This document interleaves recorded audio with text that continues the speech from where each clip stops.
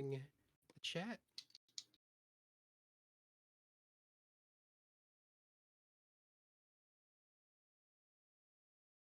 Here we I know are. I look like I'm packing some things up, and that's because I am.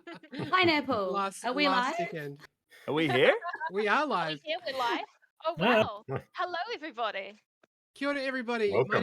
My name is Penny D. Boyce, and I am the host of the Yes and charity stream.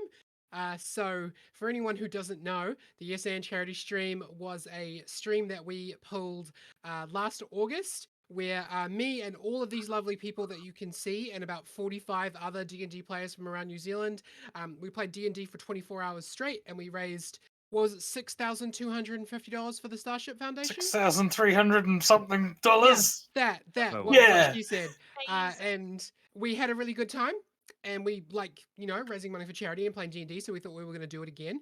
And then Kiwi RPG Week happened, and we thought this seems like a fun idea. Let's do ourselves a teaser story. So this is like these beautiful people are among. Oh, hang on, like that, yeah. There we go. These beautiful people are among the development team and the organizational team for the Yes and Charity Stream for 2022. So they're the people who are putting in tons of work behind the scenes. And why don't we go ahead and introduce ourselves? Dusty, you want to start?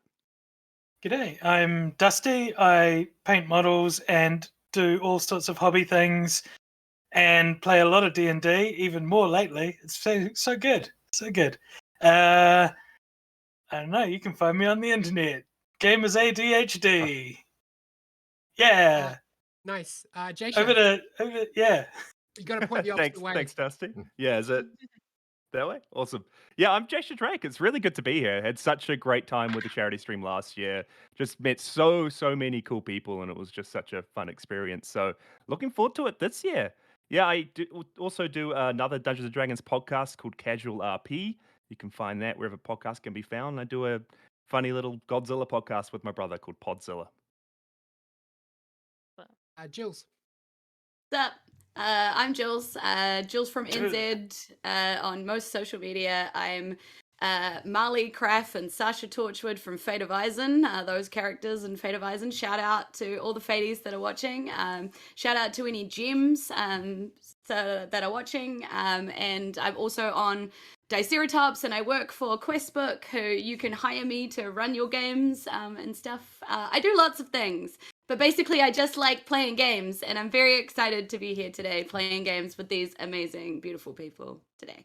And I'd just like to shout out Jules because she is going to be my co-host this year. So when we're Yes. coming in to announce the donations and stuff, they're going to be joining me. So I might actually get to sleep for some of the show this year, which would be really nice. So ready to Liz. hype.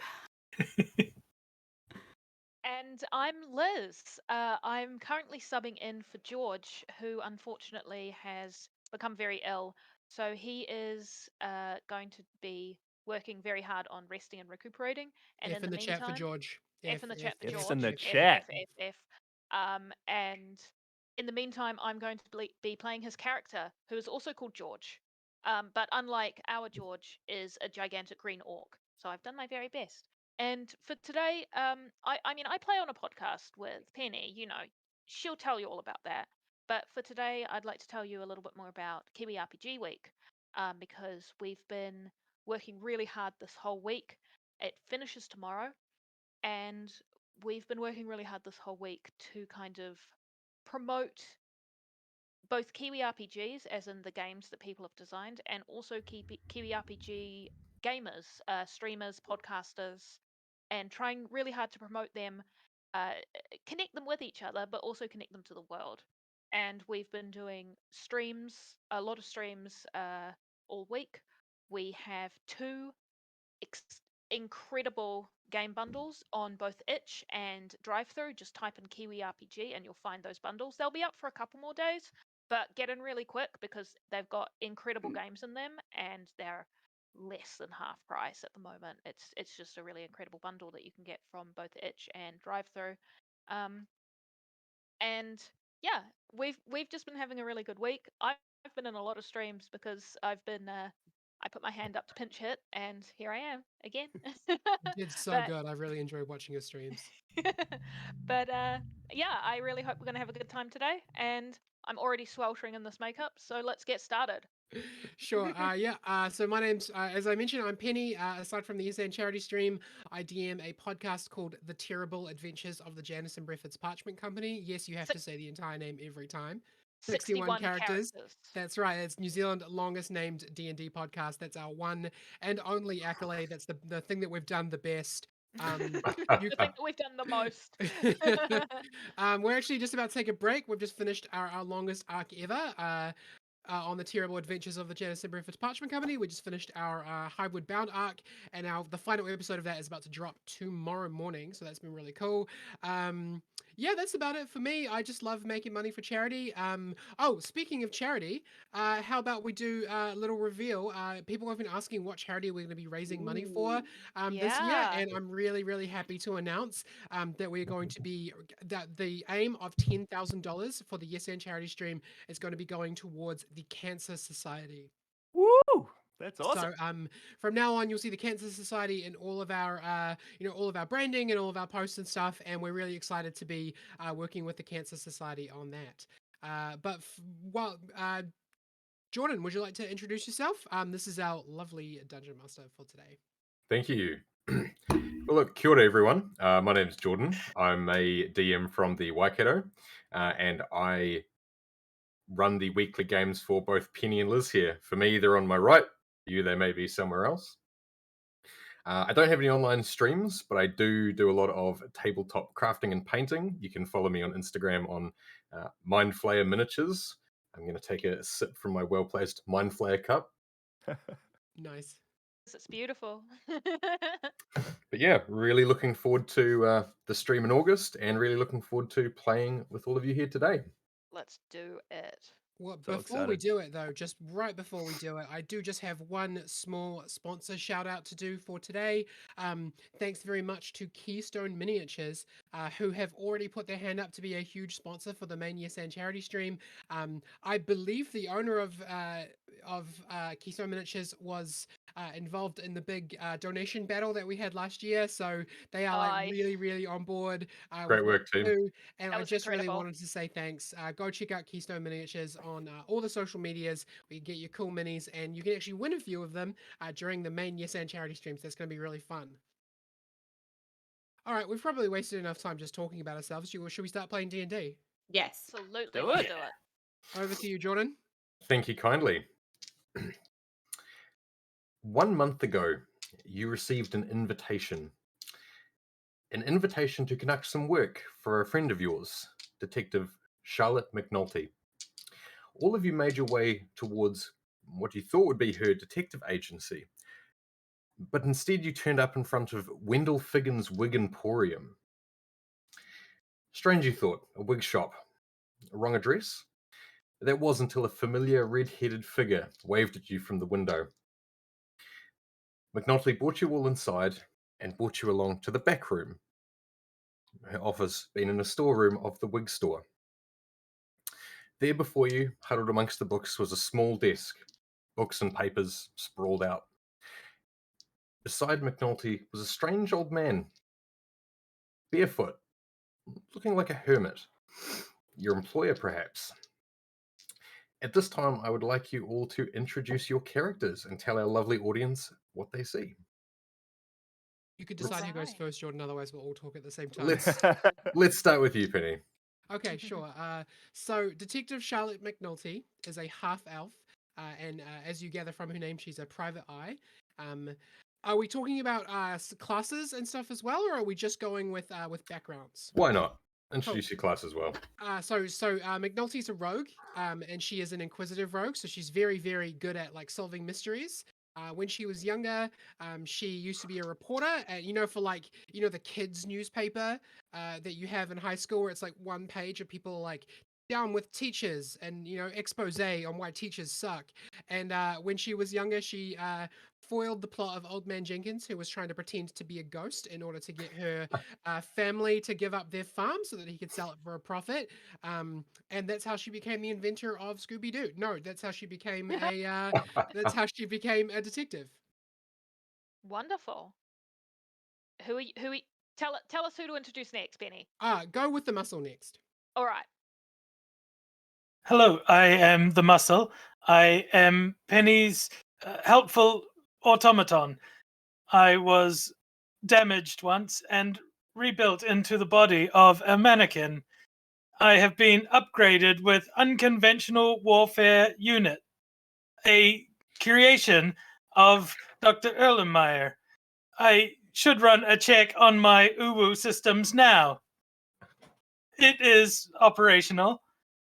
I am around about the height varies a little bit. I'm made out of a mannequin, a sewing mannequin, and every now and again there's a little hiss of steam, and my form expands, and you can see glimpses of armor underneath as I sort of maintain a perimeter, keeping an eye out or something. Dr. I love Erlenmeyer, this when is you your doing.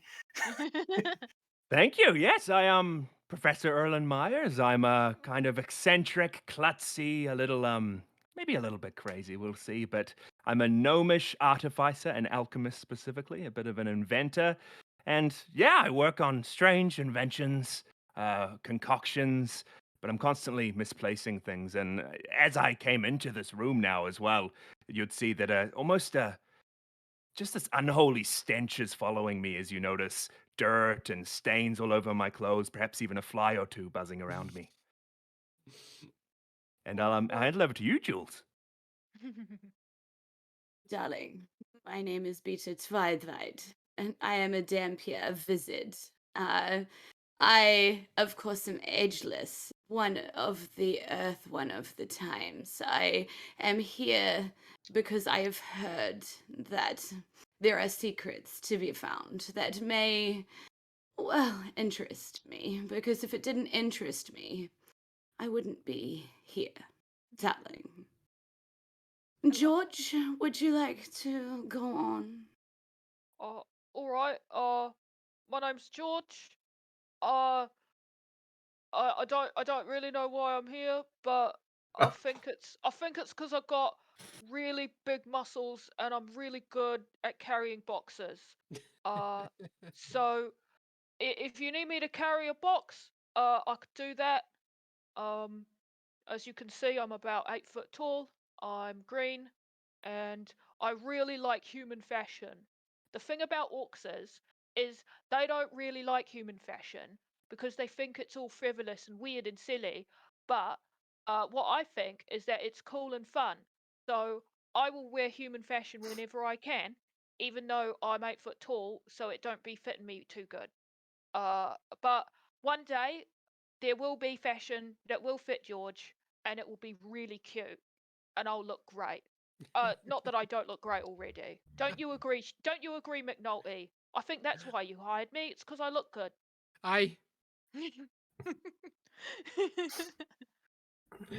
That is why Yeah, I look great. we need a face. Yeah, that's me. I've got a face. What could possibly go wrong? Mm. You all watch as the strange hermit drops a large sack of coins on the table, nods to Mcnulty, and begins to head out the door. Mcnulty informs you all that the strange man identified themselves only as Mr. D. However, he had the coin, so you'll do the job. The strange man only identified himself as Mr. D, but he had the coin, so we'll do the job. What's the job? Mcnulty goes on to explain that Mr. D has paid you to investigate some disappearances from the local towns. People have been snatched seemingly indiscriminately, young, old, fit, close to death. There's no rhyme or reason, no clear pattern. All he knows is that the disappearances seem to be linked to a cave system right in the borderlands of the towns. You've spent a month researching the disappearances, and all you've heard are whispers of a strange cult, the Cult of Keviine. After a month, you finally track your way to the entrance of the cave. Heading through the outskirts of town, you make your way through the forests into a large mountain range with one singular dark tunnel leading down into the blackness. You're confident this is where the disappearances have led you. So I'm confident that this is where the disappearances have led me, and I've already said the rest. I'm not going to say it again. It was long. We don't need to say it twice. I Plus, don't we- like. I don't like the look of this, McNulty. I'm not very good with the dark, to be honest. I know I can see in the dark, but I just don't like it really. I reach up underneath my chin and a little cord comes down and I pull it like a little lamp and my head starts glowing as I cast light. That's my muscle. That's my muscle there. McNulty, what are we doing here? I mean, do you know what we have to prepare for? Do we know who we're about to face? Well, look, kids are going missing, adults are going missing, everyone's going missing, and Oh, I if- just want to say it wasn't me. yes, no, I know. I would have. Okay. I actually looked into you first. Mm. So don't worry. I know that you have alibis. But look, we need to go. I don't have the ability to do this by myself. I don't know what's in that cave. None of my detections have brought back any people. Like, for example, there's no people here from the town who are going missing at the times of the disappearances, other than the disappearees themselves. So I thought I could use some backup. Oh, great at backup. And what we'll do is we'll split the coin, and also you can help yourselves to any wigs that you want. That's kind of a deal that I have going here.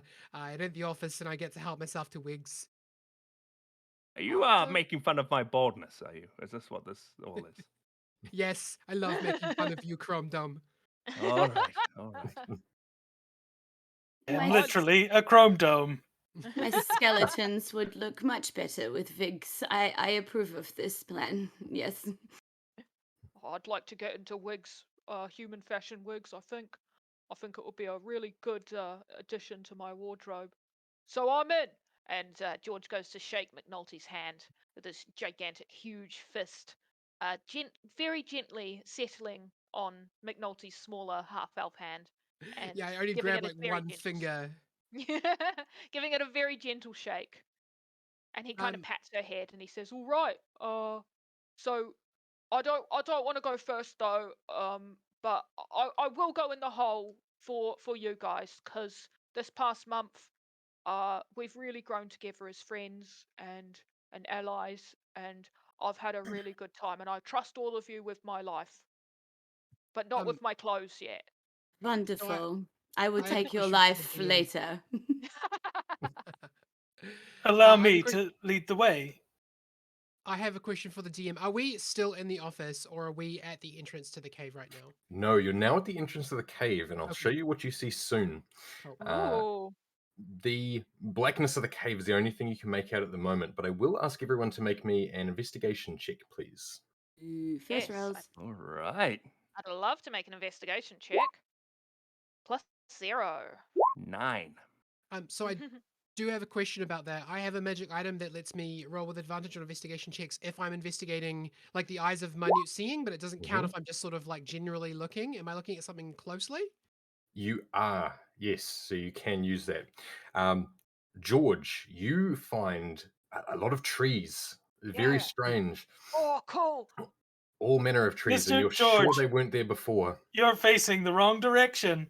Oh, all right. Sorry, I got a bit turned around. It's really confusing around here. I'm That's not what used to not happens being in when the you city. turn around, darling. Yeah, sometimes. No, sometimes it doesn't though, I think. And he turns back around and looks at the cave again. The muscle and Professor Erlen, you're too busy trying to reorientate George. However, Mcnulty and Bita, you both notice a number of sets of tracks leading into the cave. The main ones appear to be drag marks. This is obviously a well-used path. However, it looks like whatever's been taken down here was pulled back and forth unceremoniously. The only footsteps you can make out are tiny, very small, smaller than even those that Professor Erlen would make. Okay. That's odd. Yeah. Can I roll a history check to see if I can think of any races that would leave prints that small? Yeah, anyone that cares to can make either a history or a nature check. I'll Well, roll a they're- nature check. While they're rolling as well, I'm just gonna look inside a small pack I've got on my side and pull out this. It looks like a potion. It's got this bubbling orange liquid in it, and I'm just gonna go over to George. I'm gonna say, George, Yeah. just Yeah. you seem a bit stressed out about this whole situation. I just wanted to I assure am. you, you'll be okay. Here, drink Okay. this. If you come into Oh. any hardship or if you start to freak out, it'll make everything so much better. Okay. Oh, should I drink it now? No, not Right. now. No. Just when you're feeling Oh. a little scared, you know? Unsure. Okay. I'll Are you do scared that. now, George? He's a little bit scared now, but he trusts Professor Erlen to not drink it right now. Yeah, trust me. Trust me. Yeah. Okay. Yes, Yeah, I do. yes. I do. I like you a lot, Erlen. You're a good bloke. He Thank you. is totally trustworthy. Look at what he did to me. As George continues to occupy the muscle and Professor Erlen once more, but are you confident that these footsteps are not from any humanoid creature you're familiar with? Dwarves, halflings typically leave smaller footprints than most, but this is smaller even still. Mcnulty, with your magnifying glass leaning down close, you notice the slightest webbing between the footprints. Something strange, something you haven't seen before, indicating something perhaps amphibious in nature. Does anyone here know how to breathe underwater? I know how to hold my breath really good, so I think we'll Sorry, be okay. do you still need to breathe? Oh, poor darlings. Oh, yeah. Well, we're not all as cool as Bitter, so.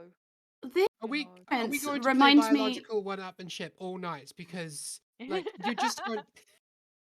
These do remind me of Wednesday, though. And she pulls out this wee little doll, and it's got like crazy, like plaited pigtail hair, and like its eyes all half falling out, and it's like it's been dragged through the ground and stuff, and just puts this tiny wee doll on the ground next to the footprints and goes, "Doesn't it Wednesday?" And she goes, "Yes, Mama."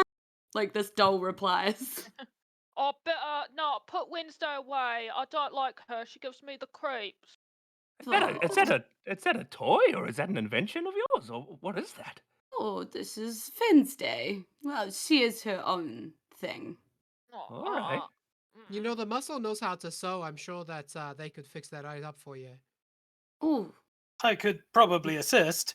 I would also like to point out that I do not breathe, nor do I need to eat or sleep. Biological right. one-upmanship all day. Beta just holds out her fist for like a pump.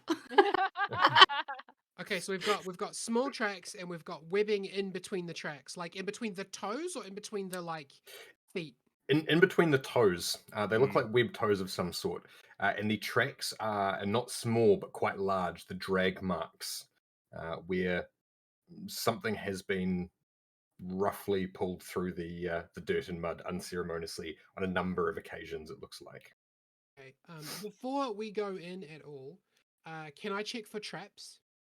Absolutely. Give me a sleight of hand check.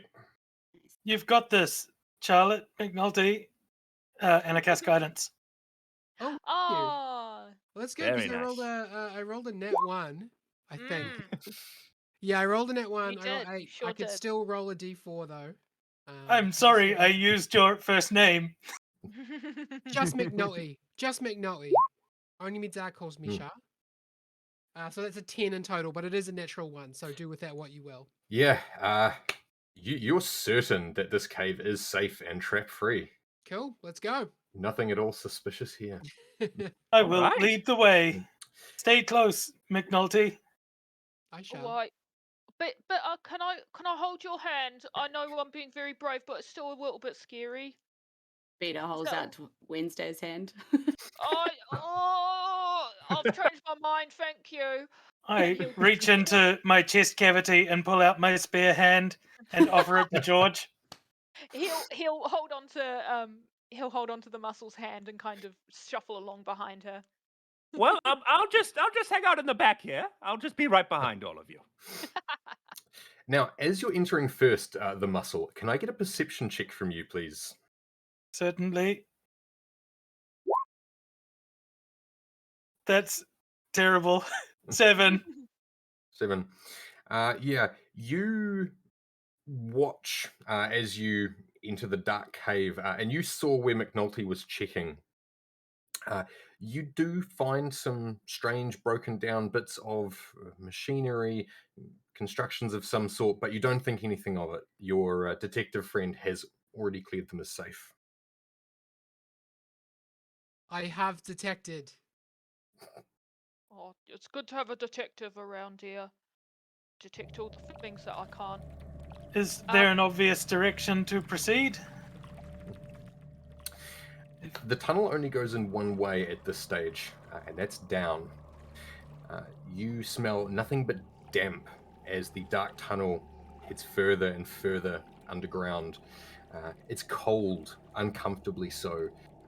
The muscle and Bitter, you'd probably be all right. You'd be used to this, but for Mcnulty, George, and Professor Erlen, it's off-putting to say the least. You walk down another 10 minutes maybe, getting lower and lower, until you hear the bubbling of water.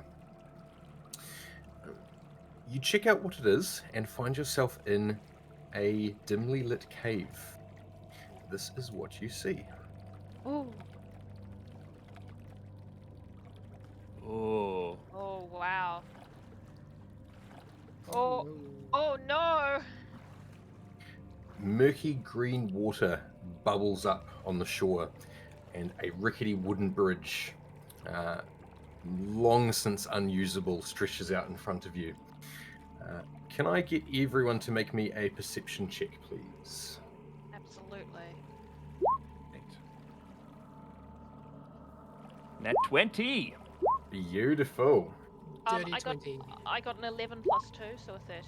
I'm sorry 18. to everybody listening. I am just going to be like manually doing maths. D&D. 19. It's D&D, baby. Decent results from all of you. Now, the muscle, you're leading the way, and you're more concerned with protecting the others. However, the rest of you notice a couple of things as you enter. It's dimly lit, but you do manage to make out a large shadow on the central island. It's not that of a rock. It's obviously not a plant. It looks like a creature of some sort. And Erlen, you rolled a 20, didn't you? Yeah, I'll just adjust my goggles to try and take a bit of a closer look. Stare intently. You clearly see the silhouette of this creature, large, about 10 foot tall, and it looks like it has 2 heads. But you also notice, up on either of the cliff sides, cresting the river, you notice what appear to be small, crudely made huts. Ooh. Mcnulty? It seems this might be a community of sorts. You see those dwellings on either side of those cliffs? I do now. You Interesting. you think people are living here? I wouldn't like to live here. I already think that my Ugg boots are getting really wet. I don't know if this is gonna wash out. Did you not Okay. wear shoes? I specifically told you to wear shoes. I wore Ugg boots. I thought it was gonna be like a fun trip in the city, and I was gonna be able to buy new clothes. And I'm sorry. You know, sometimes it works out that way, doesn't it? Anyway. Do we think this is where the tiny people live? There might be a number of them as well. How big are these huts? They're relatively small. At a glance, you could probably fit inside them, but you couldn't do a lot in them. You'd more or less be sitting down. There's certainly not enough room for you to stand up and walk around, at least not someone of your stature. All right. So do we call out, or do we? Maybe if we introduce ourselves. Okay. I would like to. I'd like to call out unless somebody else wants to do that. I mean, George is very loud. Is he charismatic? He's loud. I can certainly try if you would like. Yeah, Muscle. Why don't you take this one, George? You can announce ourselves next time. All right, that sounds fair. May I have your attention, please? We come in peace. No, we don't. Yes, we do. we- For now. McNulty, do we come in peace? How? Yes? Yeah, we come in peace. Please make yourself apparent. You see the figure in the middle of the island immediately stand up. It was quite clear it was crouching down or sitting before. And those of you without dark vision quite can't make out what it is yet. But you hear a loud but hushed echo across the cavern. He'll hear you. They just shush us. Who will hear us? We got shushed. Did you just shush us? You can't shush us. We're here to investigate. Darlings, I can make him deaf if that will help. Well, it's not. Mcnulty, it's not- I assumed you had professionals for this. What are these four doing? These three others. Look, professionals are operative word. They're being paid to do it, so they're professionals. All right. If you are upset with my performance, maybe I am due for a system upgrade. Yeah, Erlen. Oh, fair enough. I just don't get out a lot. Okay, is the only way forwards across this bridge that we can see? It seems like it. The cliffsides either side of you, in theory, could be scaled. However, they are much higher than you can see, and without some sort of magical means to traverse them, you may get into trouble. What about this water? Does this water look safe? Give me a nature check. Or a medicine check. Dealer's choice. Already rolled nature, got an 11. You can't tell for certain, but it smells stale. Its cave water isn't great at the best of times, but you'd drink it if you were dehydrated. This you're not so sure of. It's the color that puts you off. Okay. Excuse me, voice in the dark. Is the bridge safe to cross? I wouldn't if it was me, which I am. You look a lot smaller than me. I am just very far away. If you come closer, perhaps I will seem larger. You need to keep your voices down. You'll wake him up. Alright, I want to go over there and see who he's talking about. Yeah, should we just try and go past him? Yeah, why not? Let's That do Seems it. friendly enough. Let me Yeah. check the integrity of the bridge. If it breaks, I can be a stepping stone for you. Oh yeah, that sounds fair. Alright, That's a let's do robot. that. I'll And come I visit shall- you, darling, because I can climb anything. So she. Very well. Ooh. So you approach the bridge and begin crossing it, yes? Yeah, Yes. I got the back. You got the back? Yeah. I think George should go last, because he is 8 foot tall and made of muscle. I think George should go first because he's 8 foot tall and made of muscle.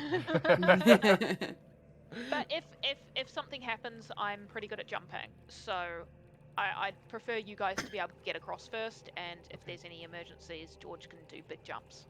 Yeah, as a Dampier, I pretty much stick to everything. So I'm just kind of relying on that right now. I'll cast guidance on myself and run analytics on the path across the bridge to make sure I avoid any dangerous spots. Nice. You take one step onto the bridge, and you hear this creaking as the wood begins to give way underneath. However, you take a second careful step out onto it, and it seems to be holding your weight for now. Okay. I will think light thoughts and proceed forward. Don't worry, darling. If you die, you're not really alive. I am not compatible with your systems. You cannot eat me either. I can also not bring you back, so apologies. That's his job. And I'm following you. Professor's job. And I will start making my way across the bridge. Why does this feel like Squid Games? But as you step onto the bridge, you feel the whole bridge sag beneath you, the wood creaking and straining like it could snap at any minute. Okay. I basically want to gap it lightly and quickly across this thing as quick as I can. Can I just get both of you, please, the muscle and bitter, just to roll me a quick athletics or acrobatics check, whatever's highest for you. Yeah, both are great for me, a wizard. Yeah. We're gonna go with acrobatics.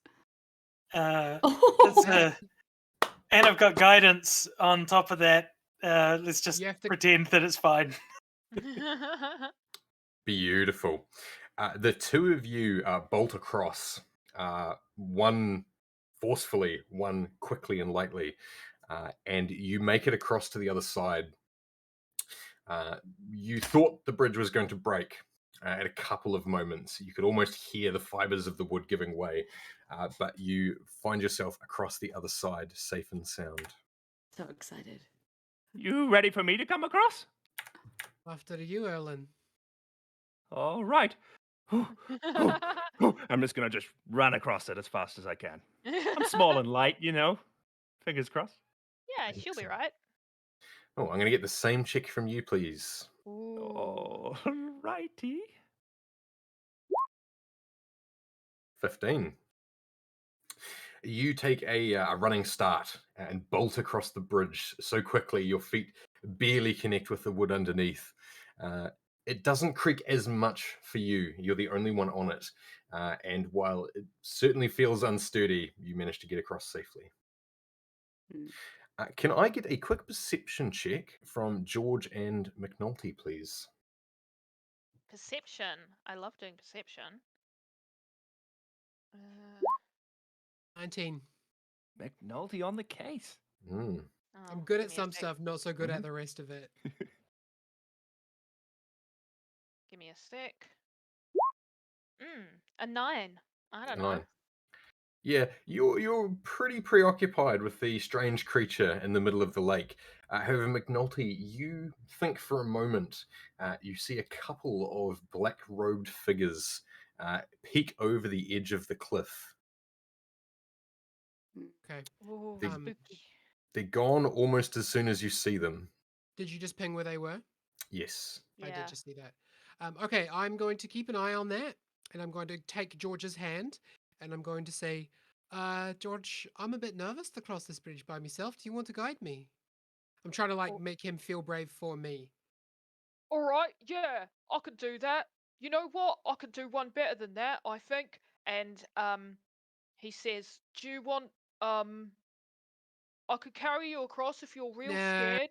No. No. Okay. Thank but you for I can, asking for consent, but do not pick me up. I can run really fast though, so. No, we're gonna go slow. We're gonna go slow, and we're gonna go sneaky. No fast. Okay, I'm not very good at that, but he's gonna hunch over, and if possible, he looks more conspicuous than he did before. And now if anyone behind him or above him can clearly see his builder's crack coming out of his human-sized pants, as he kind of hunches over, really making his shoulders as big as possible, trying to hide his head down into his shoulders, and he goes, "Okay, all right, I'm ready." Let's go. I'm And he'll let super McNulty. regretting standing behind you for this one. Come on. And he'll go onto the bridge. Yeah. Similar to the muscle, with your large stature, the wood begins to creak underneath you. You don't feel like it could take too much more strain. It looks like Mcnulty joins you. And once again, you hear the snapping from a few of the smaller bits of wood. As both of you are on there together, can I get you both, please, to roll me either an acrobatics or an athletics check? Luckily, my athletics, not my acrobatics, is pretty good. 28. 6. We Nice. Nice. We both got high. both Very got nice. really good. Erlen, you're almost knocked off your feet as it takes George about 2.5 paces to bound across this rickety wood bridge. In front of you now, Claire, stands an Eton, a large 10-foot giant with two gruesome heads, one of which appears to be sleeping. The other seems somewhat concerned. Oh, hello. What's your name? I'm George. My name's Rashi. This is Smashy, and he points with the opposite arm to the second head, which at the moment is still sleeping. Is that Okay. where you were going to wake up? Me, you wake me up. Him, us. Oh, okay. I don't understand that, but can we keep going? If you want to stay quiet, we'll just leave. Oh. We can. I'm not meant to let you pass. I'm not meant to let anyone pass. Well, we won't tell anyone. We'll just Oh. go quietly. Nobody will find out. Secret's but safe if, with us. But if he's not allowed to, maybe we should just go back, cause he's not allowed to. Yeah. Yeah. Listen Yeah. to the green one. You're not Yeah. allowed. George, I think that bridge behind us looks very scary. It was, but I've already done it, so now I know that it's not too scary. But I don't really like breaking rules, so if Rashi and Smashy here say that they'll break a rule if we go past, yeah, maybe we go back. And George is kind of scuffing his feet on the floor, looking very bashful. Oh, I'm sorry we disturbed you, Mr. Rashi, and and then he raises his voice and he says, and I'm sorry we disturbed you, Mr. God. Smashy. As Oh no. as George raises voice, Bita just goes, and just sort of taps herself slightly, and just this like aura of like green magic kind of goes over her as she casts mage armor, just in case. Like just sort of like, As I see Bita doing that as well, I'm just going to take a potion myself, and similarly, I'm surrounded by this green glow, and I'm going to cast False Life. There's a hiss of steam as my body starts to grow in size a little bit and the armor plates become more apparent, and I step between Rashi and Smashy and Mcnulty, the legal firm. You see the head look increasingly concerned as the other one begins to stir. Oh, what's going on here? You're working me up again. Mr. Rashi, it's lovely to meet you. I was just telling your friend Rashi here that we're the local cave inspectors, and we would just like to know who exactly gave you this order that nobody's supposed to go past, because we would like to congratulate them for proper cave etiquette. Cave inspectors? Yes, that's right. I don't know anything about cave inspectors. Can I get you to roll me a deception check, please? So I have an ability. I took a feat. I took a feat called Actor. I know it doesn't specifically work like this, but I have advantage on deception and performance checks when I'm trying to pass myself off as a different person. So, does this count? I even know it's not like a specific person. Yeah, you know what? I'll give it to you. Yay. Yay. Okay, let me see. Deception advantage. It's an 18 plus 6, baby! Nice. Nice. I don't know nothing about no cave inspector. Yeah, I don't.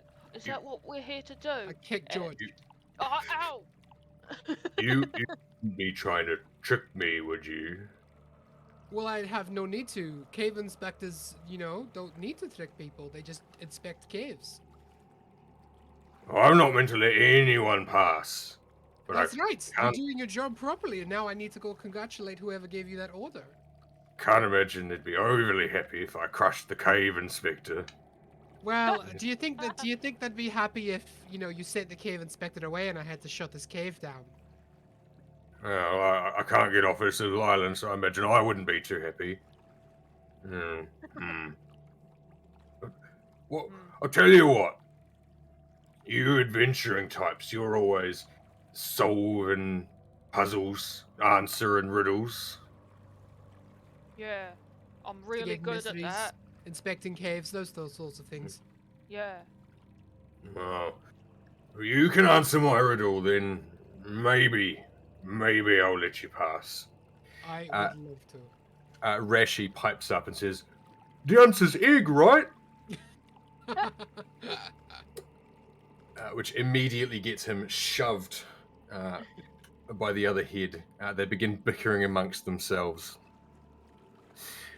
Before eventually turning around and goes, Well, he ruined that one. That was my best riddle, but I'll give you another. Give me the second best riddle. If I have a bee in my hand, what have I got in my eye? Ian? A bee in your hand, and what have you got in your eye? A bee in the hand. Some. George, just wait 1 second. Muscle, surely you know this sort of thing, right? I programmed you to have an excellent brain for riddles. Well, not that you have a brain. You did program me to be good at riddles, and then you took that out and put in glass blowing. True. I know the answer, but I want to give somebody else a chance to answer it. Does anybody else want to have a stab at it?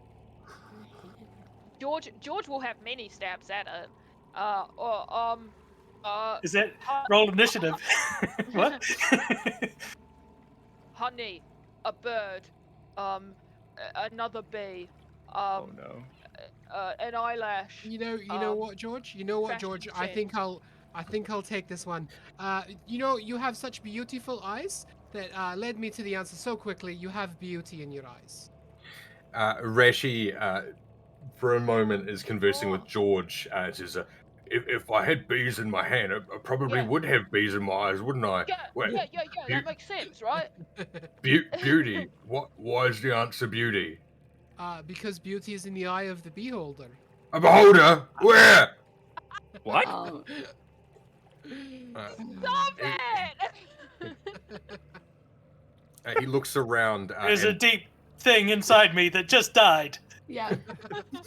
he looks around and begins swinging his club while the other head scolds him and is trying to watch you at the same time.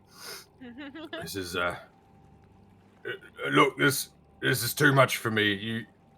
You can go, but if I find out you're not the cave inspector, oh, so help you. Oh, you won't need to, will you? Oh, so help us what? A word of advice: Yeah. don't go in the water. All right. That's pretty okay. standard cave fare. Don't usually go in the water in these things, but thanks for letting us know. As he tells you this, Rashi is swinging his club around and lets it go flying out into the lake, where you hear a splash around here. And then moments later, you see ripples in the water. Ooh. Like ripples from animals or like fish of some description? They're larger than fish. Okay. Interesting. Well, I'll have you know that this section, this sort of like defender of the entrance section, like you got a 6 out of 6. It's a weird system, but full marks. The riddle was standard, gorgeous, lovely. Well done, Jordan. And we'll be on our way. All right, see you later. Rashi, we should get lunch sometime. I like that. Yeah, it'll be fun. Do you like French toast? I've never tried. Oh, I'll get you some French toast. It'll be great. Once again, I feel poorly about putting George on this bridge because again, he is 8 foot tall and full of muscle. So, does It anybody seems want we to have a jump. try and go? Oh God, we do.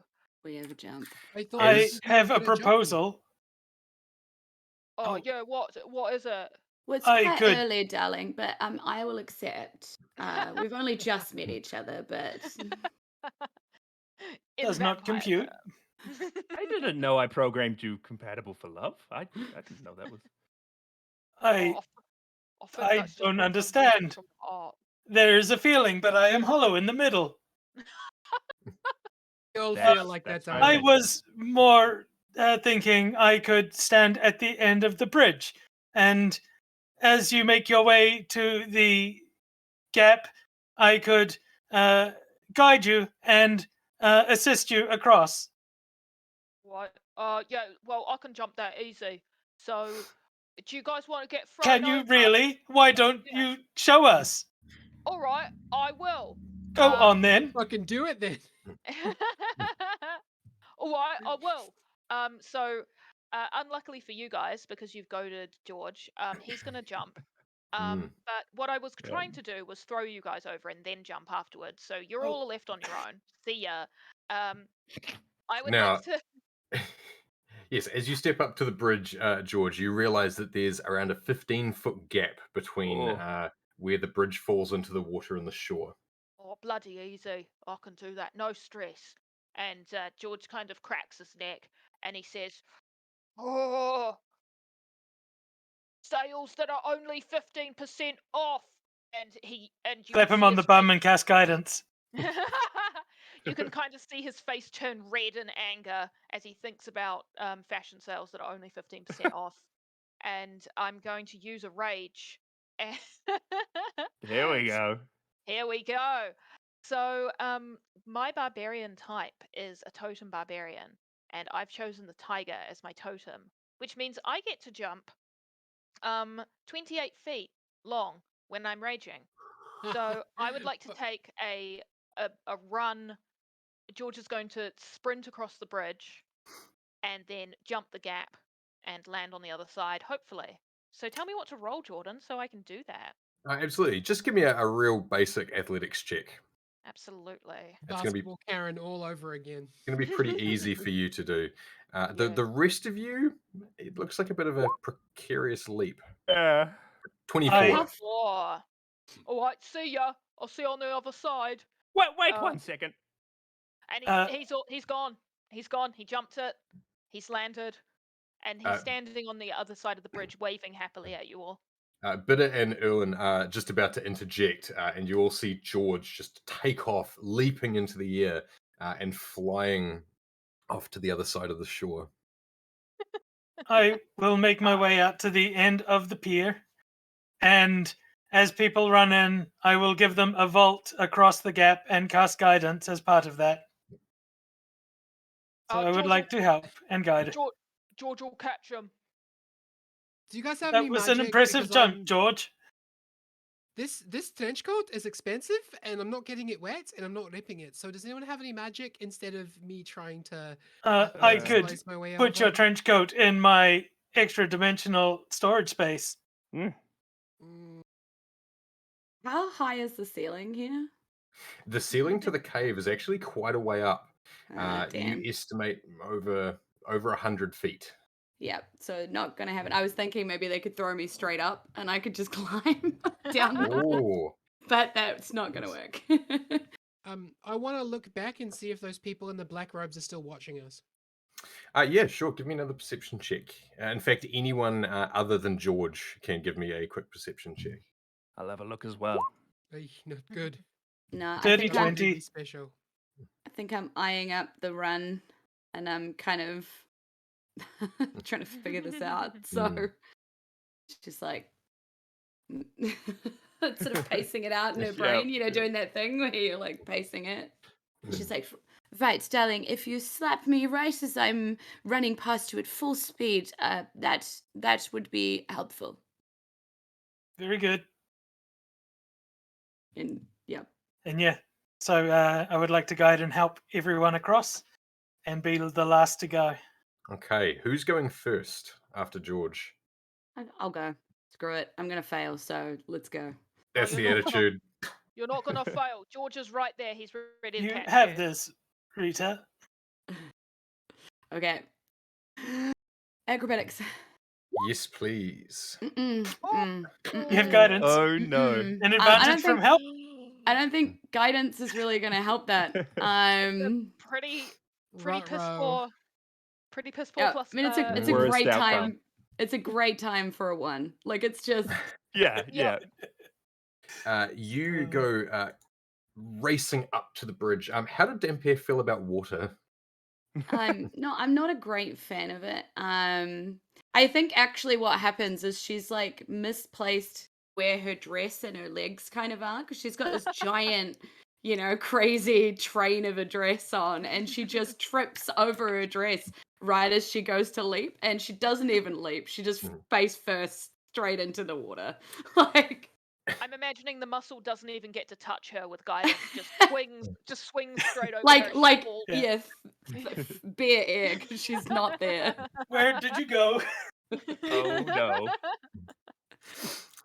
With the splash, the rest of you on shore see a disturbance, and you, Bita, from under the water for just a moment, see this writhing mass of white tentacles as the creature emerges and begins to creep towards you. It is at this point where I am going to roll for initiative. Oh, we Sorry, go.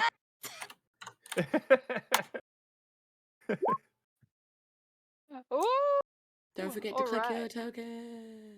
Nice. Our initiative's preloaded by the roll. Pre-rolled. Yes. Nice. I love There we it. go. Fantastic. Mcnulty, you see this creature surface just off to the left side of the bridge, edging closer and closer to your friend. What would you like to do? Yeah. Okay, so I have a feature called Insightful Fighting. Mhm. So I can make a bonus action insight check against a creature I can see that isn't incapacitated, contested by its deception. So should we do that first, and then I'll say what happens? Let's do it. So, insight check. I got 17. I got a 7. Cool. So I Ooh. succeeded. So I can use my sneak attack against that target, even if I don't have advantage on the attack roll, but not Cool. if I have disadvantage. Beautiful. That is cool. Okay. So I would like to pull out my short bow and shoot an arrow at this creature in the water here. This one here. Please do. Okay, going to do a short bow attack. And so, just checking, I get sneak attack, but that doesn't grant me advantage, right? Like I still just have the one That dice on is it? Yeah, cool. correct, yes. Don't miss. No, I think I missed. I got an 11. Oh, Oh. The creature ducks down below the waves momentarily, and your arrow shoots into the water right where it once was before it quickly emerges again. Now, your bonus action was your check, correct? Yes, it's a insightful fighting as a bonus action. So I've used both my actions. Any movement you'd like to do? No, I kind of like where I'm at right now. Like I'm in between the bridge and the rock, so I'll stay there. All right. Muscles, you are up next, and you see the creature just 10 feet away from you, bobbing in the water. Does Bita look like she's treading water, or is it kind of shallow? It is deep, but it's oddly thick. You are slightly more buoyant than you expected to be. Amazing. ew. Gross. I will engage my combat systems and draw my sword. I will order it to be on fire. Bita, please proceed quickly to the other side. I will interject and I will step down into the water in front of this thing and take some attacks. Excellent. Please do. First attack. Does a 13 hit? Ooh, missed by a hair. Second attack. Oh, bother. A 13 again. Oh. I need some further calibration. I'll get to it. I'll get to it. The creature is quick Fast would be good. and just narrowly dodges both of your swings as you bear down on it. Any other action you'd like to take? This turn, I do not believe there will be any others. Erlen, you're up next. All right, I'm going to kind of fumble with my alchemical tools and a couple of potions and vials. And I'm going to move up as far as I can get to on that bridge currently. Mm-hmm. And I am going to pick up a vial that has a bit of liquid on it, and I'm going to mutter a few words under my breath and kind of motion out towards this creature. I'm going to cast Ray of Sickness on it. Level 2. Oh. Nice. Nice. Excellent. Now, is that a save you need from me? Yeah, con save. Con save. Can do. Needs to be 16. DC 16. Ooh, that is a failure. Oh, here we go. Okay, so at level 2, let me just check this. Sorry, that is 3d8 damage. Yep, 3d8 poison damage. So that is all up. 12 poison damage, and then you need to make a Constitution saving throw. Nice, Okay. nice, Nice. nice. Pressure. Let me see. Ooh, I assume the DC is 16 again. Yep. Yeah, it's another fail. All right, Oh. poisoned until the end of your next turn. Oh. Okay. Perfect. And that is. Oh, I still have a bonus action. No, that's me. That's me for now. Okay. Next, we have Super Jumper George. All right. Okay, so I've got some javelins in my pack. Can I lie on the ground, which will be half my movement? Lie on the ground and extend a javelin out towards Bita, so that she can grab it, and I'll reel her in using the javelin. Yeah, if you're prepared to use your turn, your movement and your action, I'll allow you to fish your Damper friend out of the Yeah. thick pond. Yeah, Nice. I'll do that. If she wants to come up just like next to me, and if you want her to be, I guess, prone once she's up, maybe. But yeah, I'll use my turn to fish Beta out so that she can be up on dry land. Absolutely. And you are a willing participant in this, Julz? Oh yeah, 100%. She's kind of She's getting like- dragged through that sludge, like, whoa. And she's like, "That's right. Look after me, darlings." The stench of the alright. pond hangs off your clothing, but you are now on dry land. Nice. Poor Beta, you smell bloody horrible. Oh, I'm glad I didn't get in the water. This is, whoa. No, It's like, darlings, not would you about like to it. keep your nose? Yeah, actually, I would, which is Mm. why. Oh, I think I should move away from you a bit. And I'll use the rest of my movement to stand up again. Beautiful. And that's it. All right. Next, it is the creature's turn, and it has its eyes set on only one creature, and that is you, Muscles. Come at me.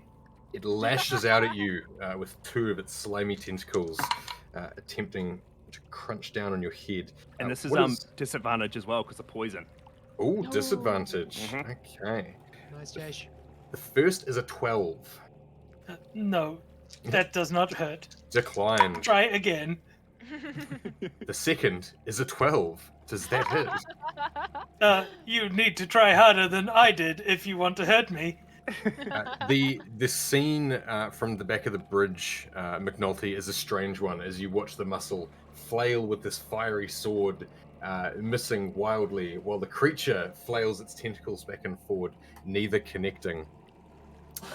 The last thing it does is you feel a searing pain in your mechanical head as it attempts to dominate you.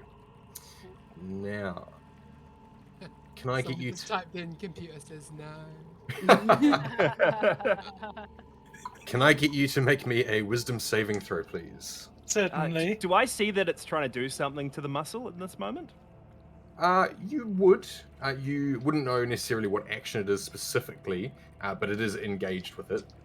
Can I just use a reaction to use Flash of Genius? When another creature you see within 30 feet makes a saving throw, you can use your reaction to add 5 to the roll. Yes, Plus you 5. can. You can Awesome. absolutely do that. Very good. +5. That is it really an 8? That's really a natural 1. Oh, no. I have a +7. What about your +5? Is that with the +5? I am just checking that because it should be proficiency plus wisdom bonus is 4. It says I have a +3. And then the 5 I that think I I- gave you, so... Oh, and then the 5 on top, so it's 12 total. 12 Not total. bad. Not bad, but not quite good enough. Oh. Your mechanical brain starts whirring, and you take 18 psychic damage. Oof. 18 psychic. 18. A lot. Yeah. The last thing it does is attempt to slither towards shore. You may make an opportunity attack. Very well. Where's the button? That is a dirty 20. Nice. That Very hits. Nice. And the damage is that. So it's the 7. It is on fire. So it also has another 6. So that's 13 points of damage. Nice. Nice. Beautiful. Right, Bita, you are up next. Yeah, she's just annoyed and wet, and her dress is like ruined, and she just shoots this thing such a look that it finds itself wanting to roll an intelligence saving throw at a DC of 16. Does really want to roll an intelligence saving throw. Oh. That's a fail. I just need to check that it rolled 2 of them because of my level. Yes, it did. So that's 8 psychic damage. 8 psychic damage. Yeah. Damn. And You see it's mine kind of- has another effect, Yeah. right? Mine sliver? I don't know if mine sliver has No, another mine effect. slithers the cantrip. Mine Yeah. spike is the effect. Yes. No, I've used that cantrip before. I'm pretty sure there's like a minus D4 or something that's attached Subtract to a it. D4 from the next saving throw. So if Alright. it does. Yeah. I will keep that in mind. Okay, top of the round. Any movement you'd like to do now that you're back on dry land? I am going to move backwards slightly. Just to get away from this thing. Just a little bit. And Okay, also to perfect. get away from George because you smell bad. Thank you. Because Bye. I'm a squishy wizard. Alright, top of the round, Mcnulty. I'd like to make a bonus action using my Eye for Detail ability. I Mm-hmm. can make a bonus action to make a perception check to spot a hidden creature or object. And so I would like to use that to see if I can spot any other creatures in the water. Absolutely. Is there a check involved, or is it an auto pass? It's a perception check for me, so I've just made it 16. Perception check. Yes, you do make out another creature in the water. Oh, where is it? Oh my gosh, it's behind Okay. us. You see Rashi and Smashy begin to head towards the bridge. This creature seems to have startled them, and you make out the shadow of another one of these creatures lurking beneath the bridge waiting for them. All right. Can I ask one question about the map? Mm-hmm. We've got this little doodad right here. Is that actually there? It's part of the bridge, but it's not enough to support your weight. Could I use it to bounce off of, like, rather than trying to make the whole thing in one go, like, you know, lightly place a foot on it and do a double jump? You can certainly try. Cool. 5, 10, 15, 20. So it would be 20, it would be 30 feet to technically get there, and then can I jump from there, or is it not, is that not allowed? This is the square that you need to get to here. So you go 5, 10. Let me do a really quick measurement. Yeah, you could, in theory, make it. And what kind of check would that be? Oh, that's going to be an athletics check. Is there any way that I can make that an acrobatics check, considering that it is like a, you know, there's a bit of delicacy and aim to it. It's not Flipping just, it. it's not just momentum and strength. Yeah. All right, but you better roll high. Okay. Acrobatics. Here we go. Do you want me to have disadvantage on this? No, I'm happy for you to roll your check. You've convinced me. 6 plus 7, 13. 13. You make it to the other side, but you trip at the last hurdle, falling into the water, but being able to scuttle up onto dry land. Nice. So I'm going to place you here. But I didn't get my coat wet. You did get the bottom of your coat wet. Oh, Upsetting no. Not the spaghetti. coat. Now I'm gonna rage. You should have jumped into George's arms. He would have caught you. That would have been a great idea. Yeah. Oh well. That's my bonus action. I assume that jump counts as my action, or is that just movement? No, I'm going to count that as your action. That's fair. That's fair. That's me. You are now safe. The muscle, it's all you, my friend. It is, I assume, difficult terrain. Not particularly. If you've got a swim speed, that counts. Otherwise, your movement is going to be slightly restricted. But it's not Yes. specifically difficult terrain. Very well. I do not have a swim speed. Professor, perhaps think of installing pontoons. I can I think would- about it, yeah. Like to move beside the creature and pin it between George and I. Mhm. And then may I attack it? Yes, and you have flanked the creature, so you can roll with advantage. Excellent. I am very sorry about this, but I need to protect my friends. That's Oh. 26 to hit. Yep.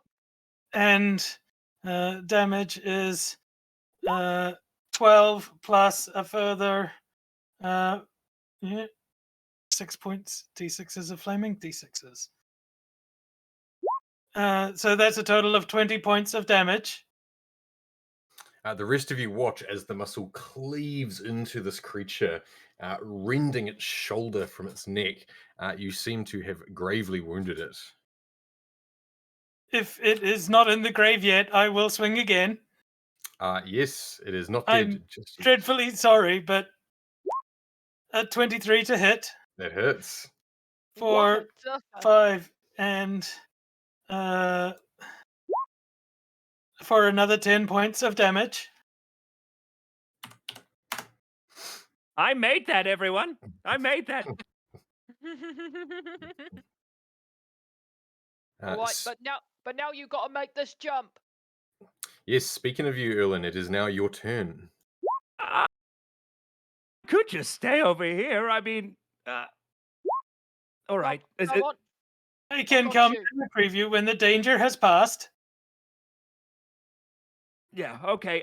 Is that little like thing? Is that little bit of wood that Mcnulty jumped off? Is that enough to support my weight? No. You could use it to springboard similar to her, but All right. you won't be Okay, able to I'm stand going to on try and use that to springboard right into George's arms. it. Okay. If- George, if get you- ready to receive. Yep, if you need me to use my turn to catch, I will do that. Like, my turn to grapple. Grapple. Okay, I'm going to get an acrobatics check from you then if you're attempting to springboard over the piece of wood. All right, let's give that a go. Oof. 10? Oof. George, if you're willing to catch him, are you willing to use your action on your turn? Yep, I'll do it. Okay. You barely make it across, Erlen. The front of your left foot kind of teetering on the wood, and as you feel yourself going backwards, a strong hand clutches the front of your shirt and drags you up onto dry land. George, thank you. Yeah, we wouldn't want your nice coat. Oh, you don't smell very good either. But you weren't even in there, and he's just gonna kind of move Erlen to the side. Mm. Thank you. Thank you. And that's my turn. All right. Erlen, was there any bonus actions you wanted to take on your turn? Nah, nothing. That's good. Excellent. And George, you do have movement available if you want to, or any bonus actions. Let's have a look. Let's see if I have a bonus action I can do. I know that I can run towards foes as a bonus action, but I'm already right there. That's correct.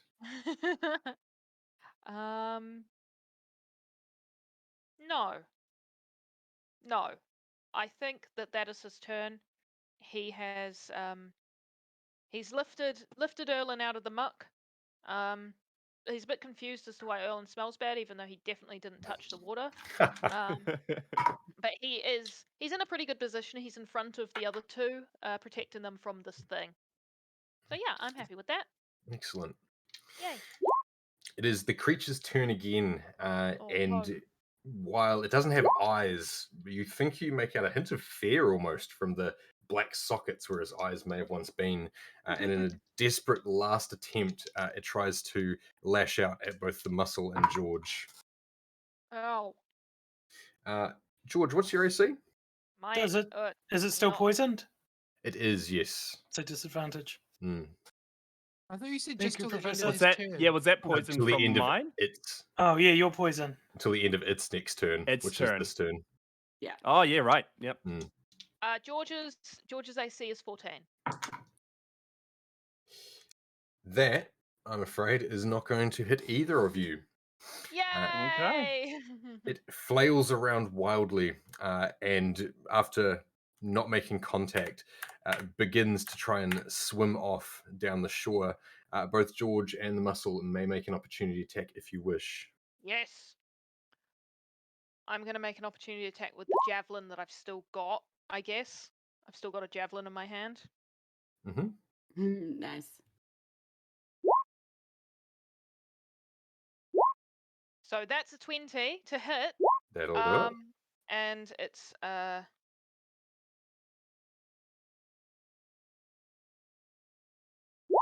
that's an 8. I got a 25 to hit That'll for hit. a total of 13 damage. 13 damage. Okay. But it is your turn. You can see this thing is barely clinging on to life as it begins And to these swim away. bells start ringing around everybody, and it just goes dung, dung, dung, dung, dung, dung, dung, dung, dung, dung, dung, dung, dung, dung, dung. Points if you know what that is. And she casts Toll of the Dead. Wisdom saving throw. Let's see if they can Nice. hit. That is a grand total of 10. Nope. Bonus points in the chat if you can guess what that song was. 11 necrotic damage, please. As Toll of the Dead just rings out around everywhere. She's like, where do you think you're going? Where do you think you're going? She's like mad about her dress. You see the creature just shake before going seemingly lifeless in the water, and the creature's body just slowly descends into the depths below. That's what I thought. What? Well, cool. Not bad, eh? Do you need a hand to get out the muscle? You already have one of my hands. I will just walk. All right. Well, I'll give it back. Thank then. you. That's Puts it very down. brave of you. Thank you. And I'll stow Puts it it back away. in his chest cavity. P.S. I'm not watching the chat, so if somebody gets it, they're just you're gonna have to message me. I can see that. Assign yourself bonus points. We made quite a bit of noise during that, right? Oh You yeah. did. Any more observers from up by the huts? There are, yes. They're Mm. not even necessarily making an effort to hide themselves at this point, although you only get brief flashes as they kind of peek over the cliffside. All you make out are the black-robed hoods. As you observe the cliffside, I will get anyone who cares to make me an investigation check, please. Good at those. I'll have a look as Love well. making an investigation check. Can I use my magnifying glass for this? Yes, it is visual. It is outside of my sphere of light. I cannot perceive anything. I see everything. I am an 18. I don't know. Same. Classic don't know. George. George, Oh. those trees outside the cave, they're suspicious, and you can't get them out of your head. They have no business being there. George, I Find out guarantee the trees are not lumbering after us. Oh no. Oh, I don't know though. I read a play once where they did though. So I'll just keep an eye out, all right? And he's like peering into the darkness. So, Erlen, you notice a number of sets of small footprints Oh, look at that. leading up Cool. off towards the northeast. However, Mcnulty and Bita, you have scoured a little bit more in depth, and you've found one lone set of footprints heading off in a different direction. This time, human-sized footprints. Mm. Well, here's some footprints. Shouldn't we follow them? Let's go have a look. What's past the edge of the map? Like these are two directions, but where do they lead towards? They are. Both appear to head further off into the cave. To the left, it turns a corner. You can't make out what's behind it, but you don't seem to be descending at all. The path on the right seems to lead off further down into the depths of the cave. And can I ask one more question about the footprints? Of course you can.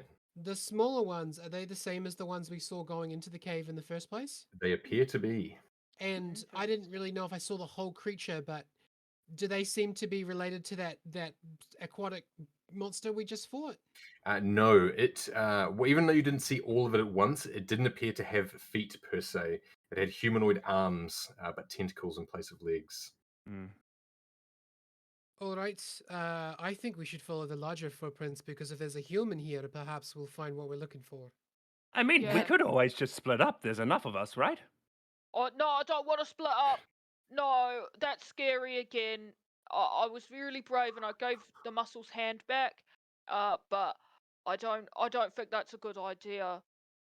They have a saying What? in Detectives Academy: "Never split up a detective's party." Yeah. Yeah, Fair it's, enough. it's All right. full of Take a too lot many of things, opportunities. just add the word detective to it. Mhm. What if I need to catch you all again, but you're like 200 meters away from me? I won't be able to do it. True. Yeah. Got True. All Yeah. right.